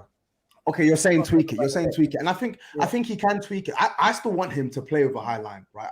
I know that Dyer's going to get killed and stuff, but fundamentally, we're not just playing a high line just to push defenders up the pitch. We're playing a high line to try and squeeze and contain teams. If we get caught, we get caught. It is what it is. I think what I want him to do is, with the group of players he has available, I want you to make the right decision and pick the players that can execute your plan the best, right? If you're going to play a 4-2-3-1, play the best player who can play a 10. If you are going to play Eric Dyer, who you know is slow and susceptible on the counter, pair him with someone else. Ask him to be the one to be the aggressor and go win the ball back and try and find someone else in the team who can sweep for Eric Dyer. But would you agree, TOBS? Would you agree? Dyer, Davis, Højbjerg have no real long-term future at the club. Would you agree with that? They don't. No, they don't. Okay, but so in that case, if you want to continue playing the system, and I get what you're saying, that you want to play the same system and keep the formation so it runs throughout the squad and the mentality of the squad, then bring in younger players that are possibly going to outlast those players and the future of the club to play that position. Don't play people that haven't got that because short-term disaster, mate. You're asking Dyer and Højbjerg, it's short-term disaster. If you play like that against City, but we're going to be fair. It's 4-5. It's 4-5. I'm telling you now, it's 4-5. I think we were going to lose, even if we had the strongest team. We were going to lose because I think for the first time in ages, we're going up against Man City and we're going to play a style where we actually want to try and get on the ball. When we've played Man City, we've played them in a way that has sort of been their kryptonite. I feel like where we will make this game open for them, it suits Man City to play us playing this style. So I was never really looking, even with everyone fit, I already marked that game down as an L. So I don't really define what happens in that Man City result as a true reflection of his tenure as Spurs boss. For me, I just want, like you said, I think where you have the opportunity to try and introduce young G's, introduce them, right? Because those players, some of those players you mentioned are going to mess up anyway. Dyer's already messed up. Ashley Williams or Ashley Phillips? Ashley Phillips. But there's concerns on whether he has the technical quality to play in the team at this point in time. But like, we bought him knowing the risk and didn't bring in a centre back. So honestly, it's whatever now, man. To Steve's point, I look at it, I remember I was getting so much grief. And then I actually looked at the table and I said, wait, hang on a second. Spurs are still in the top 4. Spurs are on 26 points. Spurs are on +9 goal difference, right? Even if we lose like 2 or 3 of the next games, we're still going to be in the mix for top 4, top 5.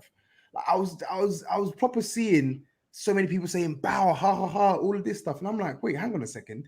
Do people actually think that like our season's just going to be dusted like in the next 2 months, that we can't recover? These players aren't, Maddison and these men aren't going to come back. Spurs won't sign 1 or 2 players in January.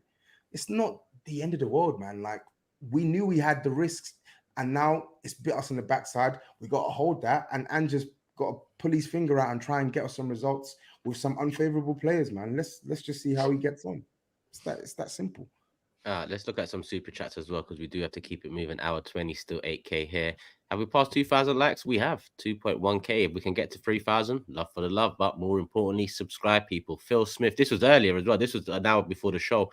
He said the live chat active with anticipation of a TOBS cooking at 3 minutes past 8. The big 6 following is unrivaled. Hashtag everywhere they go. Hashtag love for the love. It is unrivaled, Paul. Phil. I can't even lie. 2 super chats coming in before the show even starts. This is another one. Curtains on the wall for the Spurs cooking today. And we got a few more as well that came in. It's fine, man. Dial Square says, are you guys at all surprised that Spurs title challenge lasted all the way into the second week of November? The title challenge never existed, man. It never existed. They forced the narrative, and now they're using the narrative that they forced as a way of insulting Spurs. telling you all season we're not in a title race. You said we were, and now you're telling us, oh, our title race has faltered. Man, keep your £5 and shut up, man, please. Spurs illusion. Nonsense, bro. Man, any team missing 4 of their best players with the bench Spurs have would suffer. Spurs are not in a spliff. Ange is a genius. Disingenuous chats. That one's coming from a Tottenham fan there. And Ryan here says, Tobs, are you worried about Ange's lack of in-game management when it comes to managing games in difficult situations to see out wins? His in-game management has been good, apart from Chelsea. Like, there's been at least 3-4 games where he's made changes proactively at half-time or early in the second half to swing momentum in our favor or ice out the game for us. So I'm not going to sit here and say because of the last 2 matches that his in-game management has been good. I just think he needs to be a bit more realistic with what he's asking certain players, not all the players, but certain players in our team to do. Right? And if you're going to play them and ask them to play a certain way and they can't play a way, try and incorporate a style that doesn't leave them as exposed as they have been in recent games. 40 side says Tottenham struggles starting partly due to injuries. Who of the big 6 clubs do you think has coped best with injuries? I'd actually say probably Arsenal this season. Yeah, I'd say Arsenal have coped well. Yeah, big players. I also feel you actually have quite a lot of depth. I know you lament like Eddie Nketiah and stuff, but you have a lot of strength in depth. Like, you bought in Timber, he's injured, but you still have Tomiyasu, you still have Ben White, and so on and so forth. Like Trossard, we'll talk about Trossard when we come to the game, but that's a key example of quality depth there. Well. A lot of teams have got injuries, so everyone's laughing at Spurs, but Newcastle, who many expect to finish above us, they're ravaged with injury. United, I know they're top in the form table after scraping past the worst sides in the league, but they're injury ravaged as well. Brighton, inconsistent. I think really and truly, outside of Liverpool, Arsenal, and Man City, the only team where you can actually say, yeah, like they're flying is Aston Villa. And they got Europa League on Thursday nights. So yeah, man. Conference League, but yeah. I'm relaxed. Conference League, sorry. And even I literally checked Chelsea. I checked where they are on the table. Spurs are 10 points ahead of Chelsea. 10 points. No way. Yeah, bro. Spurs are 10 points ahead of Chelsea. And that's why I couldn't believe crazy, man. I couldn't believe that. I can't believe that. Genuinely, we can afford to lose 3-4 games and we'll still be around them. It's all right, man. They got 2 Champions Leagues. It's okay. It's crazy, bro. That had to be said by an Arsenal fan. Easy. Had to. You walked away right into it. Anytime someone says something about Chelsea, and all we hear from Arsenal fans is yours gold. Is yours gold. Is yours gold. Is it gold? No. Okay, we'll shut up then. That's all we hear. I should have bought my gold trophy as well since Steve's bringing Champions League. But next time. Guys, have you ever thought why the Big Six is branded gold and black? Did you think about it? Oh, yeah, it's a good point. It's a good point. That's 2004.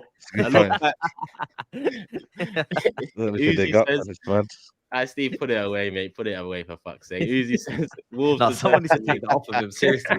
Ever since he got a hold of that Champions League, it's actually ridiculous.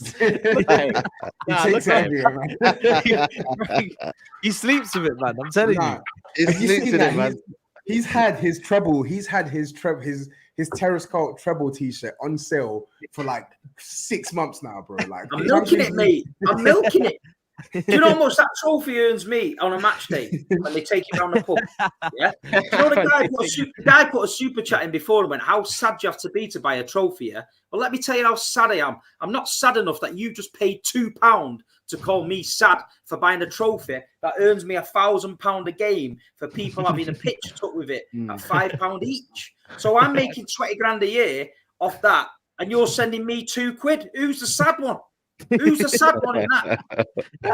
You earn £1,000 a game on this, Mate, I took it out. My mate takes it round the stadium. He's got to go and buy one himself. He takes it Yeah, round. he's gonna go buy one. Saeed, gonna go get tell a me gold from wrong. trophy. Saeed, tell me from Yeah, wrong. yeah, There's yeah. a guy Yeah, yeah. outside Old Trafford with a treble. Yeah, yeah. He's been there for 20 years. He charges £10 a picture every game. The guy's a multi-millionaire, mate. Now City's won the it's true. treble. He's turned up at the Etihad with a treble. He does City one week, United the next week. He makes a fortune. A fortune. Yeah. My guy just takes that round the boozers, mate. £5, bang, picture. Yeah, look. Hey, does anyone want to take pictures with this on match day? £5. £5. That's knew that. crazy. Look, now Steve is gonna go and get the rest of the fucking kit. Watch, he's Yeah, coming back with the press. Yeah. He told you. I told Nah, you. man, these men are crazy, man. Yo, I'm jealous. I'm He's jealous. got low-key. that I'm actually crazy. jealous. What's happening? I might have to Grizz, go you and need get to mine. get some for yourself, you know. I might have to go and You get. mean? I might have to go and Yeah, get two you have done Champions a League clean myself. sweep. Like, I go round with this. You can get that wooden Yeah. spoon and that. You can get that wooden spoon and the tea towel. Yeah, go and get the tea towel. Yeah, out. but you know you, yeah. You got 115 charges. That's what you got, mate. So sure.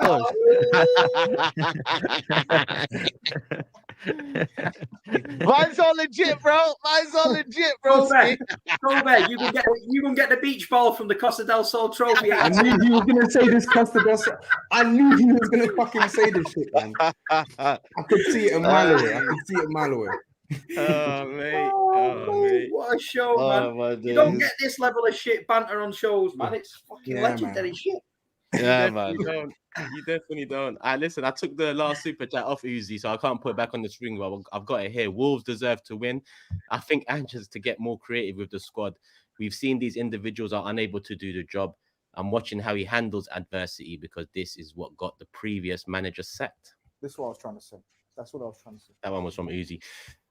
Jamon says, Basuma got to just tone it back a bit with these cards. He's obviously important to the spine. He can't be taking himself out of games. Yeah, man. It's like that's liability behavior. He can't be doing that, man. He's been sent off already, and now he's suspended for another game. Like he needs, and I'm not trying to call him a liability, but like he just needs to be better, man. He's literally like one of the key pieces of the spine of our team, and we needed him for that Aston Villa game. We needed him big time, and now he's not going to be able to play. It's not good enough. R.A.K. says, according to Jamie O'Hara, you are in a title race. Don't start, Toby. Nobody cares. Don't even say him off, man. Don't start with him, man. Calm, Toby. Crying. Now he's crying, man. You know what? Yeah, it's mad. How long did he play for Tottenham? He's got such a big say on Tottenham. It's actually mad. How long did he? It wasn't even like a key player for you or anything. He was all right, but he got flogged to Portsmouth. Within he got flogged because he came through the academy, the academy, innit? He was all right when he broke into the first team, but he just, man, I preferred him as a player. As a pundit, he stinks, man. Sorry, he just does. You're bad off Talk Sport, mate. Remember, you're bad. I am. Jason, now it's him. I messaged. He came on the show. O'Hara, I messaged Jamie O'Hara about Toby. I'll send it in the chat what he said about him. Toby. Toby's banned. He's banned off there. His numbers are all flat up in that row. Toby, fuck it. What was the game? What was the game that you phoned in, Toby? What was the game? He's a plonker, man, and he was just talking. The irony, he was rubbishing players that he's been praising this season. He's a donut, bro. Sorry, we know who to have for the next football challenge. Then Jamie O'Hara. I need to see that message. Cool. Let's keep it moving. Tottenham done. I think probably Liverpool next up. And before we get in the Liverpool one, I want to bring in this super chat because there was some back and forth on Twitter between some of the Big Six panel, and I think this kind of will lead into that conversation. LSP says Nunes averaging goal assist every 70 minutes. Jack Schwei averaging a goal assist every 142 minutes, and that is with that fluky hat-trick. But we'll see you tonight. Steve Urkel, shameless. Sorry. Why are we doing goals and assists for strikers? Why are we doing G? It should be G. When everything went silent. G&A? But do you know what? They used to do this with Tobes. They used to do this with Timo Werner. They stack it Stick up of that. with goals and assists. When they don't really truly trust the player, they That's like when you- to stack it up with Facts. goals and assists. I'm telling you, bro. When- If your unless- goals, if you can hang with your goals, then you're that good. If you're that This is good. what I'm saying. Unless it's like the real clappers that are bagging 20 to 30 goals and they get the assists. Whenever you hear strikers and they're talking about G&A, that's when that's code for this guy's not scoring enough goals, but yeah, he's a good all-round factor for the team and he gets his assists. That's what it means, really and truly. I think it's coming with the whole false nine thing, because I think if you're talking about a false nine, then GA counts. But then people that have got an out and out nine try and use GA to like you just said there. I think for a Firmino, for example, or Jesus, I think it would be unfair to judge them by just goals. But Hey, the other guy is not a false nine. Don't even dare say Jesus is a false nine. Why do you Firmino I'm was glad actually- you Firmino was pointed out. actually a 10 and he's was a not false an out and nine. out nine. Is Jesus an out and out nine? Yes, he is. Yes, He's a nine, but you might not make he's a him nine, bro. You know what I mean? He's a nine. He's He a came to nine, man. Arsenal to play nine. Yes, Bro, he how can many play nine. how many nines do you Stop, see stop. outside? How many nines do you see outside their own box picking up the ball? How many nines do you Yeah, see? because he's a baller. He's a baller. Suarez was a baller. Obviously, Jesus is not as good as Suarez, but Suarez was a baller. But Suarez was a nine. None of this false nine shit. We know Bobby Firmino was clearly a false nine. That was clear.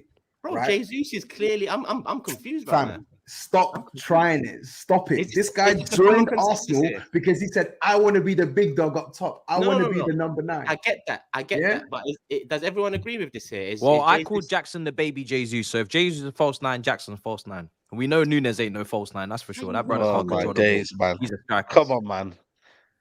Jackson is a No. striker.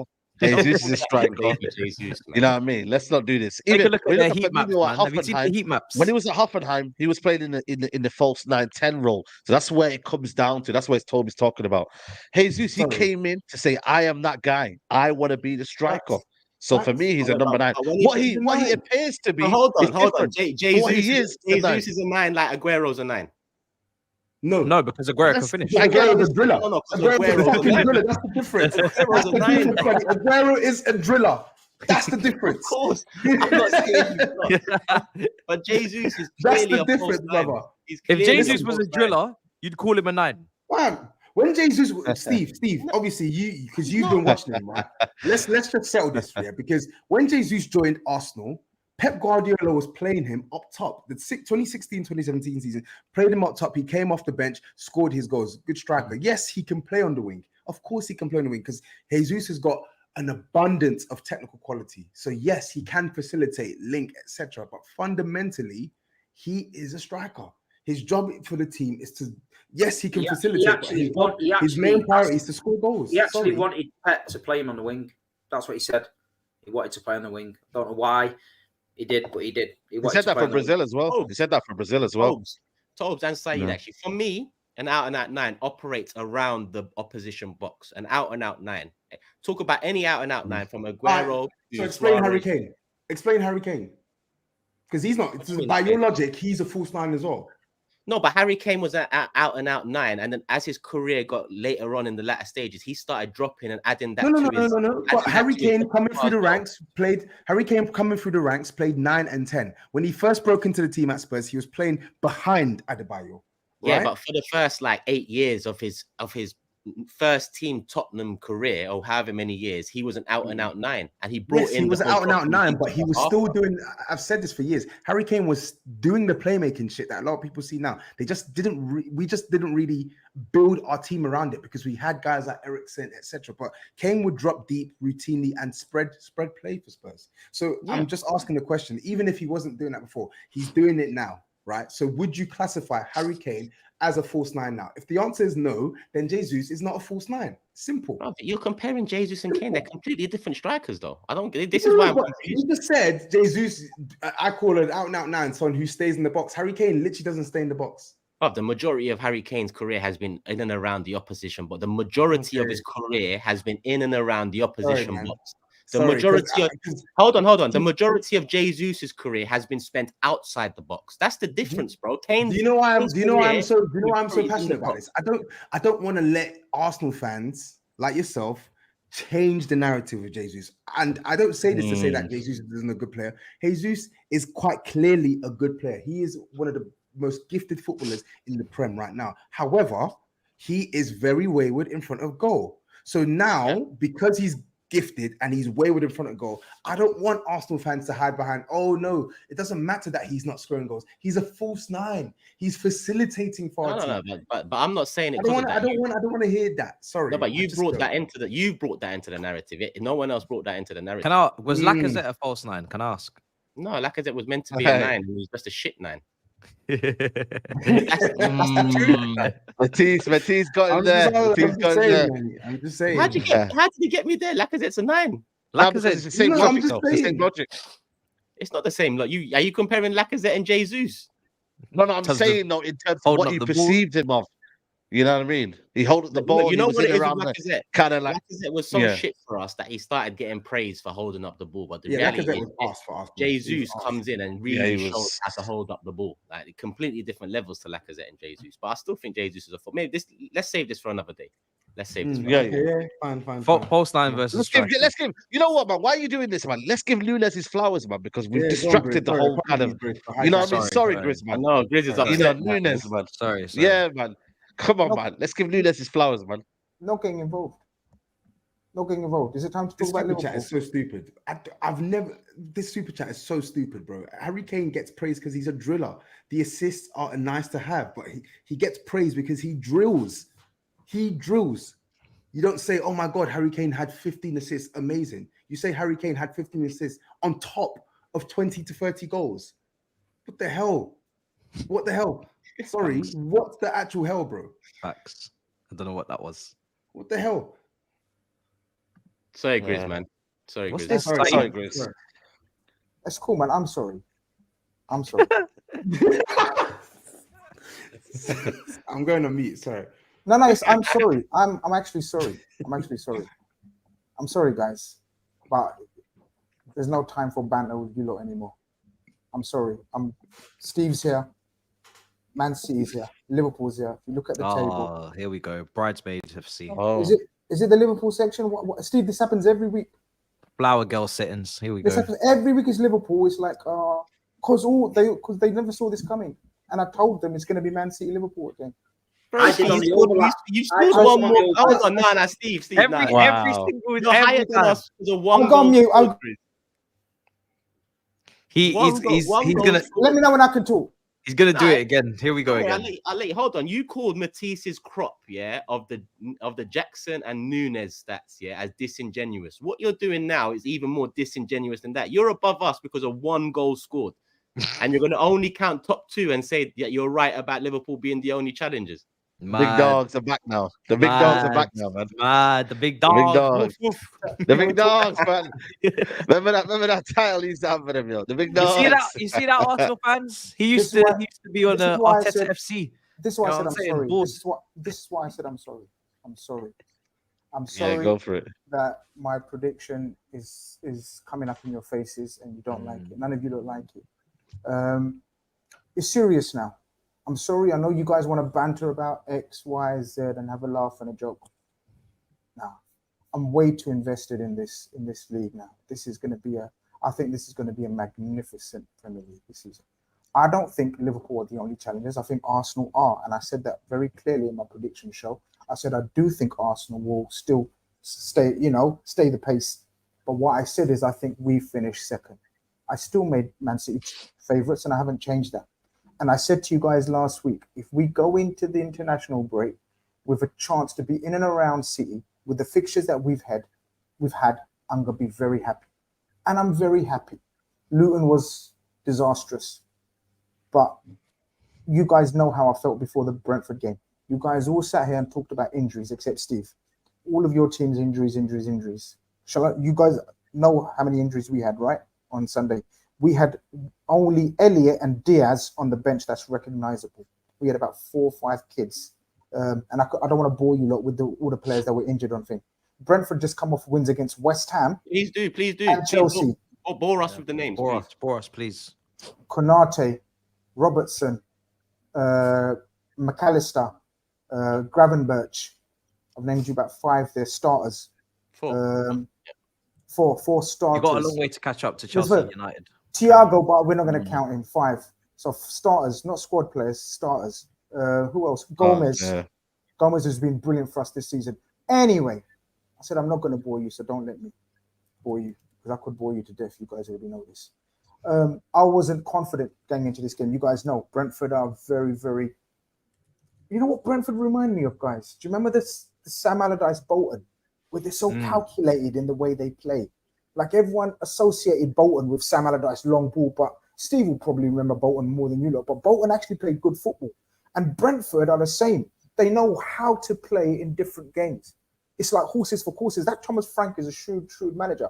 And I was worried. Guys, when I tell you they played 5-3-2, they played 5-3-2. 5 authentic, massive centre-backs playing all across the back. 3 DMs, all 6 foot plus. And then Toby and Issa up front. Bro, I'm telling you now, they were looking to hit us on the counter dangerously. Yeah, they had chances, GRIZZ, They had if only Mbeumo took that chance. I'm just going to correct you there. They had a chance. But you know who was... I clarify, one-on-ones, it's a chance for any other keeper. Attackers, they're all going off one and by. Everyone might as well switch off their screens. You know what I mean? It's Liverpool. No, we're here, man. No, go on. I'm sorry. I told you I'm sorry. When Mbeumo goes through, most teams think, oh, fuck this, man. It's one-on-one. It's done. But when you got a man like Alisson, who again's proved he's going to have to be in the conversations for one of the best Premier League keepers ever. He's magnificent. But yeah, I think it's the wrong day to talk about Nunes, because I tweeted at halftime, Nunes gave one of the best performances centre forward this season. And that for opening 45 minutes, he was everything except goals. He had 2 goals disallowed, and his overall play was fantastic. I think Liverpool's performance was so good. That was the best performance of the season, taking into consideration all things in terms of the injuries, suspensions, and Brentford's form going into this game. We made them look so ordinary and normal. And it sets up that City game mad. And I've said it before, if we want to win the league, we have to lay a glove on City. Too many times at the Etihad, we can't lay a glove on them. So we have to. We have to go there and lay a glove on them. If we can, then it's going to be a battle royale. It's going to be, I think this is going to be, because Arsenal not out of it. I joke around, Arsenal will stay up there. Aston Villa look good. Spurs have had a good start. Chelsea will come good again. So I think it's going to be a very, very open league. And it is an open league. After 12 games, it's not a joke anymore, guys. I think that's 12 games is just just under a third of the season now. Under a third, something like that. Just under a third. You know what I mean? And again, I'll reiterate, Liverpool know how to put long runs. We've lost 1 league game, and that was 9 men, and a last-minute own goal in about 20 league games. So we're coming along very nicely with by far not the finished article. Van Dijk looking good, man. Van Dijk looking good. Yeah, look, I need to first apologize.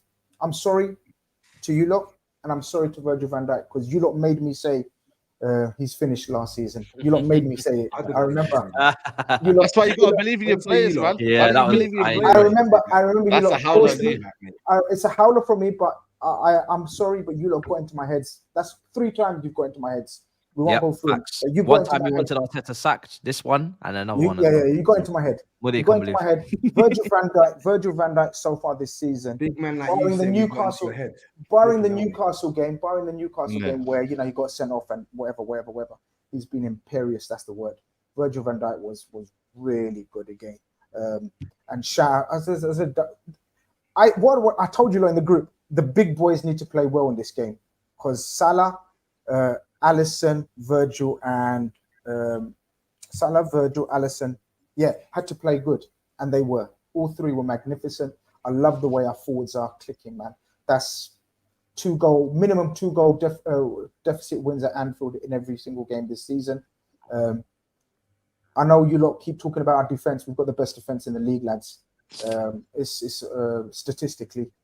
Joint, no? Is it not joint best? Joint, yeah. Is that another stat you're not willing to share with Arsenal again? I didn't want to mention the other team. I just talk about my team, innit? So I didn't lie. So we've got the best defense. Turkish could say we have as well. And I said, yeah, you have, but we have as well. So anyway, cut a long story short. You used to be friends. I want to remind you, buddies. We're friends Arteta. still. Now, Enemies what's now, enemies going now, on? man. All this Now that animosity. Liverpool Now are you don't back. want to mention Now their that name. Liverpool are back. What happened to all the Yeah, Arteta man. Oh, praise? you man know Where's what Grizz was doing though, man. You think I thought Yeah. Grizz was little brother in Arsenal? All No, them, no, yeah. That's I mad. wasn't. Bro, man, little bro. No, no, You should be no. happy that your favorite team and your second Have favorite you team have seen? both got the same Have you amount of seen? goals against. Have you seen Man City and Arsenal fans' reactions these days? It's a natural process, my brothers. Stop arguing against nature. Stop fighting nature. This is nature, right? So Man City and Arsenal start rivaling. I'm going to start talking about Arteta and his trash talk. But it is what it is. The game's the game. Listen, I'm sorry the rest of you guys, no more banter with you guys. I haven't got time for your jokes and this Nunes versus that and Szoboszlai versus that. You know what I mean? It's real talk now. It's the big dogs talking now. You lot, you know what I mean? It's been fun, but we're back. Big dogs are back. It's a title race. We got to chase down the big dogs. You know what I mean? And the rest of you lot just relaxing. Thank you. One hell of a clip, yeah. If you don't That actually is challenge, sensational. if you don't finish second and you don't challenge, I know. I know you lot been saying this for the start of the season. I told you lot we're going to be the closest challengers to City. Steve's been telling you, Huey's been telling you, but you lot want to keep talking about, nah, you're weak. Saeed comes on every week, talks about how shit my midfield is, and I still think that midfield's going to get exposed, man. And you're going to hold it. We had our sixth choice midfielder playing, and Gakpo, who's a fool, playing in midfield. And he should have been sent off, by the way. And he should have been sent off. No, learn the rules. That's a 50-50. The game's gone if that's a red Are card. you kidding me, man? Guys, did you see that? Did you see that, by the way? That wasn't sending off. The game's gone. The game's gone. Nah, what do you mean the game's gone? It was not reckless. Any other player, yeah? Because nobody knows, and he's a nice guy and he's a happy guy. That was a red card. It Pure was rubbish. Pure rubbish. It Pure was a rubbish. red card. You're rubbish. People are calling you shameless, and they're right. I'd call you worse. Everyone's seen it. The way Steve just gets to take a nap with them two trophies is pissing me off. It was a 50-50. But anyway, people this is like, I'm like Hugh Hefner. I'm like Hugh Hefner in the Playboy Mansion now. This is how I feel. Saeed, what have you done, honestly? Look what you've done. Bro, what have I done, man? Listen, man, there's context to it, man.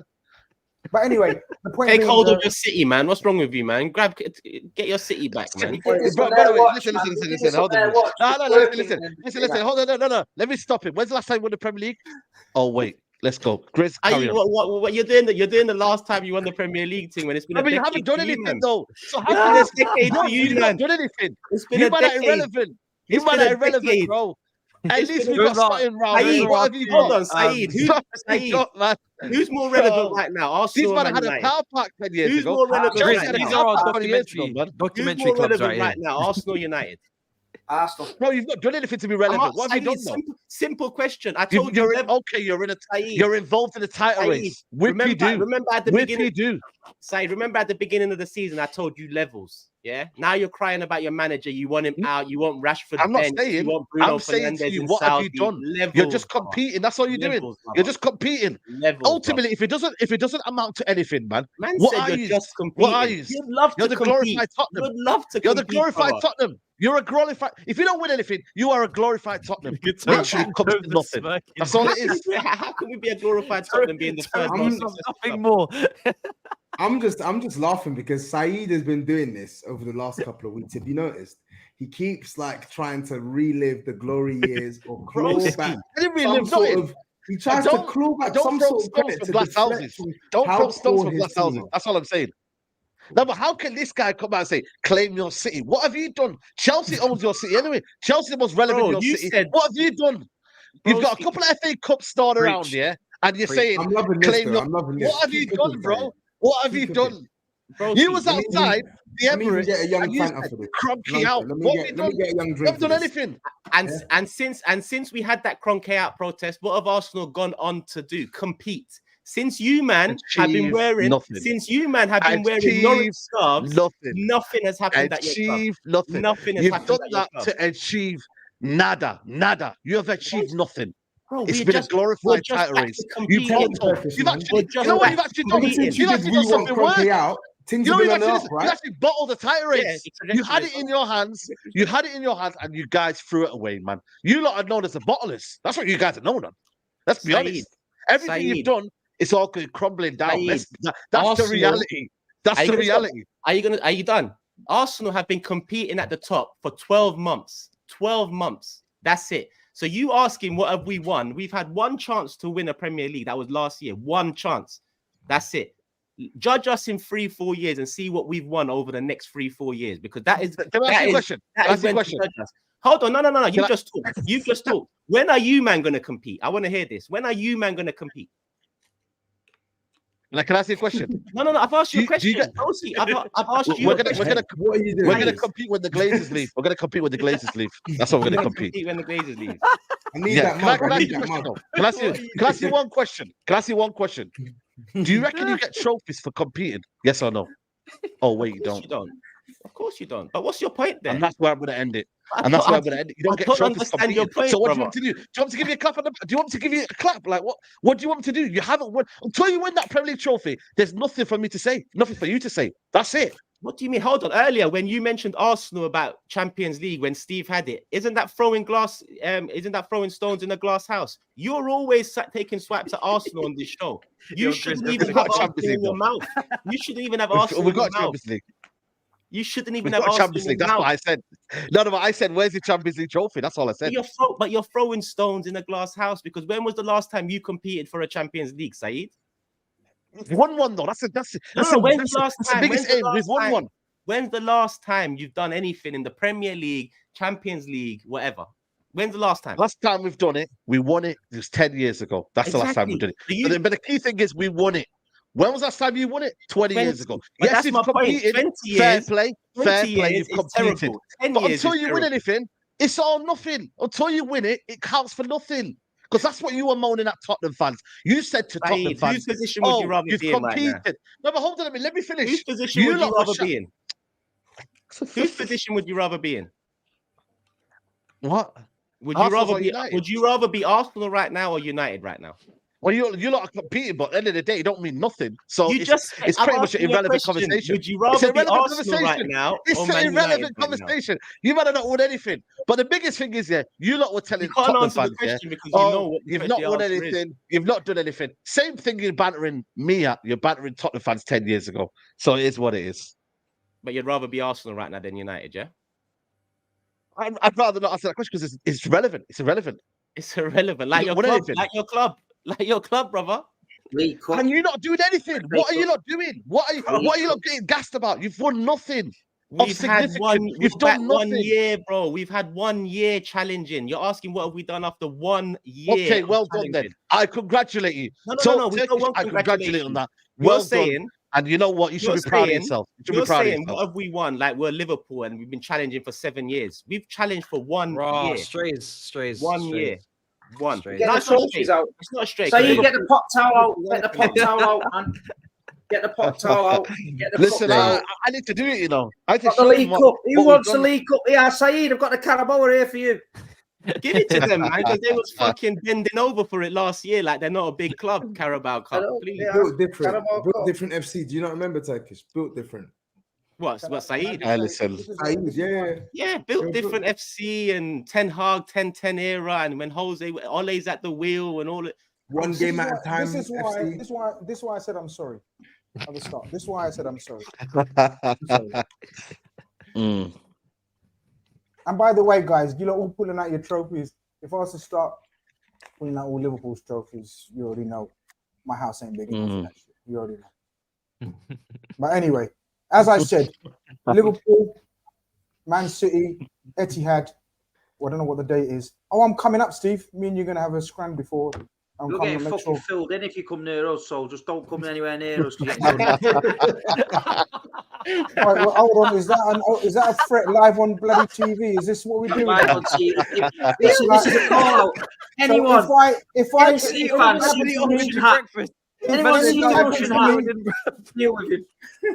anything happens to me, I tell you what. Right. The war hat. Hey, come on. That's it. The war hat. Bring it. We will be there. We will be there. Man said he's gonna fill you in just before the John Stones interview. Man brought the war hat. Man got the war hat out, bro. The war hat is on. Send Finn your question.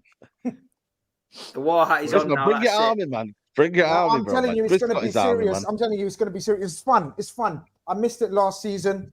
right? Yeah, it's You going to talk about jeopardy. You talk about pressure. Not you too talk early, about no, to be stress. saying this. No, I said it at the start of the season, bro. I'm a man of my word, and you guys know it. I said it, man of my word. I said big dogs. I'm gonna have to raise it, and I'm gonna say Virgil van Dijk because he is a one. And everyone wrote him off, including me. But the captaincy has revitalized him. Yeah, it's gonna be a massive season. It's gonna be a massive season. I'm excited. I really am, guys. I think it's a bit too early. Personally, I think it's too early, but fair enough. Yeah, it's good No for, problem, man. it's You good lot for can- Tottenham, I respect it. You haven't watched Liverpool, then, my friend. You haven't watched I've Liverpool watched. this season. You haven't. I've watched. Well, learn the game then. A good If you think team. Liverpool- Nice if you team. think Liverpool's not. I said nice team. It's a nice team you got there. All right, cool.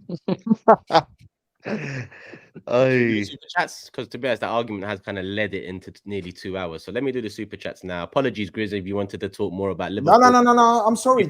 You've also said enough. You've also said quite a lot. That's your new slogan now. I'm sorry. I'm sorry. He's gone from no problem to I'm sorry. I'm sorry. I'm sorry. Let me get the Liverpool one. Then actually, this is kind of on it, but Jamon says, A, you guys think anyone is getting 90 plus points, and B, are City going to run away with the title? I don't think City run away with it, and I don't think people get 90 points this season. No, it's going to be tough. And everyone's beating everybody. It's just going to be a mad one, I think. It's going to be a mad one. Someone will get a grip of it late on and pull away, I think, and win it. But I think now, in and around Christmas and that as well, it's going to be crazy. Yeah. Nunes, 7 goals and 6 assists. Jackson goals, assists up there too. But if you look deeper into the stats, you'll see that nobody really cares. Average players. That was good. I like that. That was actually good. That was actually pretty good. He had me there. Any more on Liverpool? No. I was hoping Australia. Nah, no more on Liverpool. Let's keep it moving. But Man United and Arsenal's games were pretty light, I'd say. Obviously, United scraped past Luton, and Arsenal got the job done against Burnley. What is there much to talk about? Trossard for Arsenal when he starts in comparison to Eddie. You know, I think the proof's in the pudding. One question I want to ask you five, actually. I asked them Forever Arsenal, but let me ask you five. Listen, Saliba, Saka, Martinelli, Odegaard, Rice, they're all under the age of 25. If you lot could take one of those players at your club, who would it be? Saliba, immediately. Tobes? I plead the fifth. Saliba's the one player that goes into the Madrid team for me. Saka easily for me. Salah's replacement right there. Saeed? So Rice, I've always loved this man. I can't lie to you, man. So I'd say Declan Rice. Steve? You do love Rice. I know you love Rice, mate. You tell me after Rice. Have you seen him eating? Have you seen Steve? Oh, Steve, it's like a JCB, man. It's like a JCB. JCB. Well, you know what? I'm gonna take you, Steve. I'm still not taking you to eat rice and meat, man. We're gonna go to. I know you never paid a bill in your life. Only when you lost. Why are you lying, man? Yeah, brothers in the Holloway Road. Yeah, invite me, because I've been meaning to go. Yeah, there, yeah, man. we'll go. Yeah, Man. I see We'll go. Let's do Yeah, this. man. Let's do Holloway this. Road, man. Steve, who would be the one you pick out of them lot? It'd probably be Saka, probably. But okay. Why are you going to say Saka? Oh, right. Why is the reason Saka? Because he's got a good reason. Go on. No, I'd play him left back.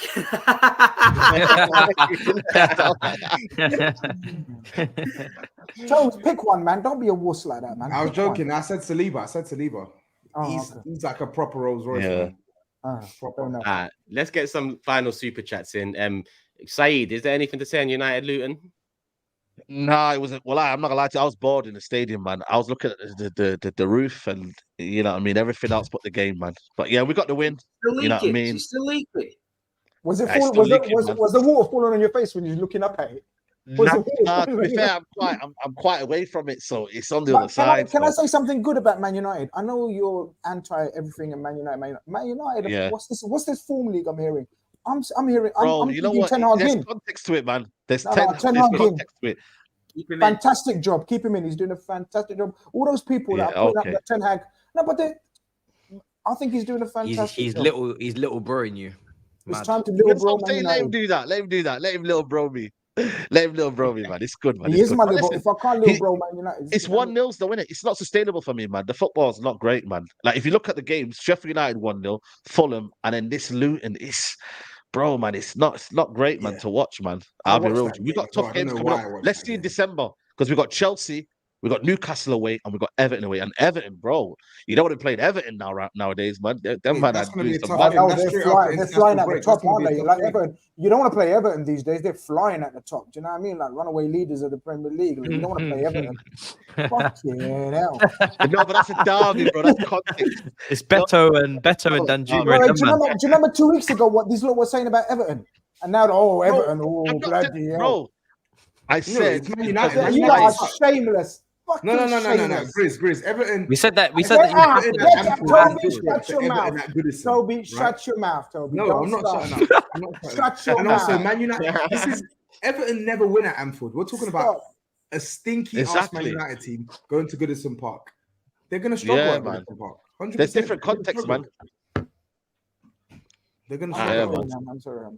You know what I've done? I've actually one more just come in. So I've got 11 super chats here to get through. There's some super chats that I'm gonna miss out because we've just passed 2 hours.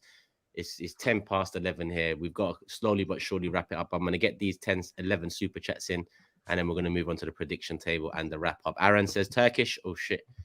Turkish, as soon as we called for Trossard, he comes in for 2 games and bags twice. I'll never understand why Arteta persisted with Eddie over him. Quality signing, which does not get his flowers. Trossard definitely been a quality signing. I hope you're good, my bro. Boogeyman, it's been a little while. Big up the original Big Six. It's been a minute since I watched you guys live. Saeed, my guy, your match reactions are fire. Real passion for our football club. 100. Saeed, his watch-alongs gold. Matisse too, to be honest. What's that Newcastle lad last week saying? Brentford can get a result at Anfield, and what happened at Bournemouth? Newcastle fraud team. Question for you, Matisse. Random question, but what happened to Battle of the North and London Club's Carnage? Enjoyed both of those shows. Yeah, but both of them had to be parked, man. More videos, less streams for me. Too many hours have been done in front of the computer. I want to be out and about filming more creative stuff. But to be fair, London Club's Carnage, we're looking to maybe film something in person soon. So keep an eye out. There you go, people. Subscribe to me. Listen, all individual channels are there. Matisse is included. Keyword there is parked. It's not done, it's parked. So soon the ignition will start again and you'll get something. Cryptic says Steve Bigavelli knows no humility. All this arrogance and bravado. FFP is going to come and repossess those trophies soon. So enjoy them. Come on, you Gunners. Humility, Steve. What are you talking about? Joseph says, I'm here to defend my manager. People overdoing the criticism, calling him overrated. United are 6th, 5 points ahead of Chelsea. He deserves time. Spurvolution. Spurs challenge for 2 seasons and won nothing. Arsenal might fall off. Chelsea, Liverpool, and Spurs could overtake Arsenal. It's possible. Anything's possible. Well, anything but City falling off. I think anything else is possible after that. Nitish says, I thought when TOBS went off screen, he was about to get a trophy. Then he comes in with a bottle. Couldn't even make it. Wow, that might be. He did that on purpose as well. He always does that. Is that what actually happened? I went to get. He always brings the bottle, bro. Yeah. I went to get a refreshing drink, bro. I'm sure you'd like some of that drink, but instead you sit here with your dusty $5 trying to insult me. So, man said, I went to get a refreshing Hello, drink. man. Nah, man. You tried to boil me, I'm gonna boil you back. Simple. Nitish, love, man. Don't worry, bro. That's not a dusty $5. No.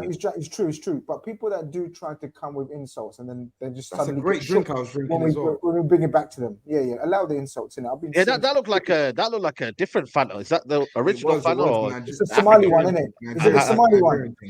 Yeah, don't listen to them, bro. They're just touchy, man. That $5 is appreciated. It's going towards Big Six content, man. Don't ignore these clowns, bro. And on the side note, Nigerian Fanta's probably the best Fanta in the world still. So enjoy. J Mon says Big Six. Saeed, tell him about the Somalian, what's it called? Shani. Hold on a minute. What are these drinks you're talking about? Hey, Nigerian Fanta. What's all that about? Yeah, man. Like Steve, you know when you go Tesco, or sugar Sainsbury's or something. When you look at a bottle of orange Fanta, it's yellow. Me, man. It's yellow. Like, why is orange? I'm bringing him some next week or 2 weeks time. I'm bringing some. That's weird. That. Yeah, No, man. no, no. Trust me, I went slaps. Kenya. I Yeah, went slaps. Kenya on it. It's beautiful. something else. Slaps. It's something else. It's original What's 90s. his Somalian drink? What's his Somali? I don't trust anything Somali off him, mate. He's mad. Him. What do you mean? What do you mean? mad. Don't He's mad. trust him, man? He's mad. Listen, man, Hey, he's shiny. I going in the ground yesterday, right? The Somali stewards had me again, man. I've got bet. They love me, man. They love me.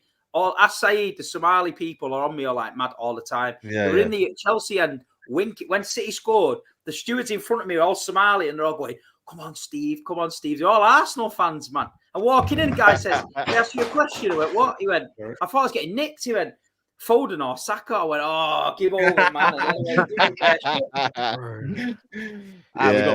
Arsenal fans working at Chelsea, man. Yeah. Actually, Yeah, I see it, man. There's a lot of them. There's loads. When we was up there for AFTV, they were all like undercover in the stadium, and then coming out being like, "Shh, I'm an Arsenal fan. Don't say anything." Like, bro, it's ridiculous. Do you remember when that Fabregas thing happened, where one of the stewards said something to him about being a snake at Chelsea? I actually don't remember that, you know. Oh, I actually don't. That was Livs. I don't remember that. That was Livs. Was I remember it? You worked there. Yeah. J-Mon says, Big Six energy, ain't no friends at the top. Eric says, Saeed, your club bent over backwards to City and Liverpool in a single season, losing in the high margins by a manager you bigged up, but now want out. There's levels to this, mate. And the governor says, see, Havertz has 20 million and Tross has 60. Only Salah has more assists than Leandro since he joined in January. Underrated baller. And a couple more left. Julian says, United fans trying to be, quote, proper Reds and have no idea that they're just settled for mediocrity. I'm loving it. Long live Eric, 10 excuses. And last one, 94. Loving the Saka prop, but I'm surprised GRIZZ didn't say Rice, considering they need a 6. Would instantly turn Liverpool top 2 title favourites, in my opinion. Yeah, brother wasn't thinking. No, it's a fair shot. I'm just thinking long term, innit? Saka is the only replacement for Salah. Rice, I think there's very good number 6s we can get out there. Not many. And Saliba was a good replacement for Van Dijk. Yeah, but Van Dijk can't get anywhere for a couple of years still. All right, cool. All right. That's it, people. Super chat's done. Show nearly done. Prediction table time. Let me bring it up. Whilst I bring the prediction table up. Fuck it. Big up the sponsors. Fair play. Link in the description. Free £5 bet. Use the promo code BIG6, BIG6IX. Use that in the sign up. 2 3-minute sign up process. You get a free £5 bet. You're not betting the house. You're betting against mates. Doesn't have to be football related. Can be anything you want. Could be a game of Scrabble, Monopoly. Could be a FIFA game. Could be anything. You can make bets with friends and you don't have to chase them up after for the winnings. And also big up Manscaped, 20% off. Use the code TB620. Performance package 5.0 out now as well. And Black Friday, Cyber Monday coming up. So you can add the 20% off onto the sales they already have. Prediction table up now. Okay. Oh, could have been worse. Still 1 point behind. As mentioned earlier, Saeed did get the most points this week. I think that's the second week running. Saeed's got the most points, and Saeed and Hugh were the only ones. Saeed's on correct 52. Scores. Yeah, they said remontada. They said 4P. I mean, Steve, you're going for the 4P this season, but listen, I'm going for the 4P on this one, man. You know them ones there. So we're nearly 10 points clear of GRIZZ. Saeed. Yeah. Right. GRIZZ is long day, man. I feel for him because he was gonna get the Wolves score correct, man, and then they had something else, man. Then you got it. All right, cool. There you go. For the audio listeners, Spotify, Apple Music, Amazon Music, whatever, Apple Podcasts, whatever it's called. I'm still top. 10 correct scores, 58 points. TOBS is 1 point behind on 57 points with 6 correct scores. Matisse, 7 correct scores, 52 points, just ahead of Saeed with 52 points, but only 6 correct scores. Hughes in 5th with 4 correct scores and 47 points. GRIZZ currently bottom, 1 correct score, 43 points. So 15 points separating bottom from top, but still 16 game weeks to go. And we will be here every week. TOBS, he couldn't wait. He's off. Mrs. is probably on to him, so it is what it is. Hit the like button, people. Love for the love as always. Steve, it's been a pleasure. Last 2 shows, a bit of the old, and I'm sure it's not going to be the last time this season. Mank Talk still up and running once a week, every week, people. So make sure you show some love to that. That's Saeed and Big Steve. If you didn't know, it's on this channel. And we are back Thursday night, 9 p.m. for FC24 episode 6. Make sure you're there because there's a couple new signings. and I'm sure you're going to enjoy. FC24, 9 p.m. Thursday. Make sure you follow us on the socials, people, at the Big Six Show. Show the sponsors some love so they show some love to us in return, and we'll continue giving you the content you love and you deserve. Love for the love, people. We're at peace.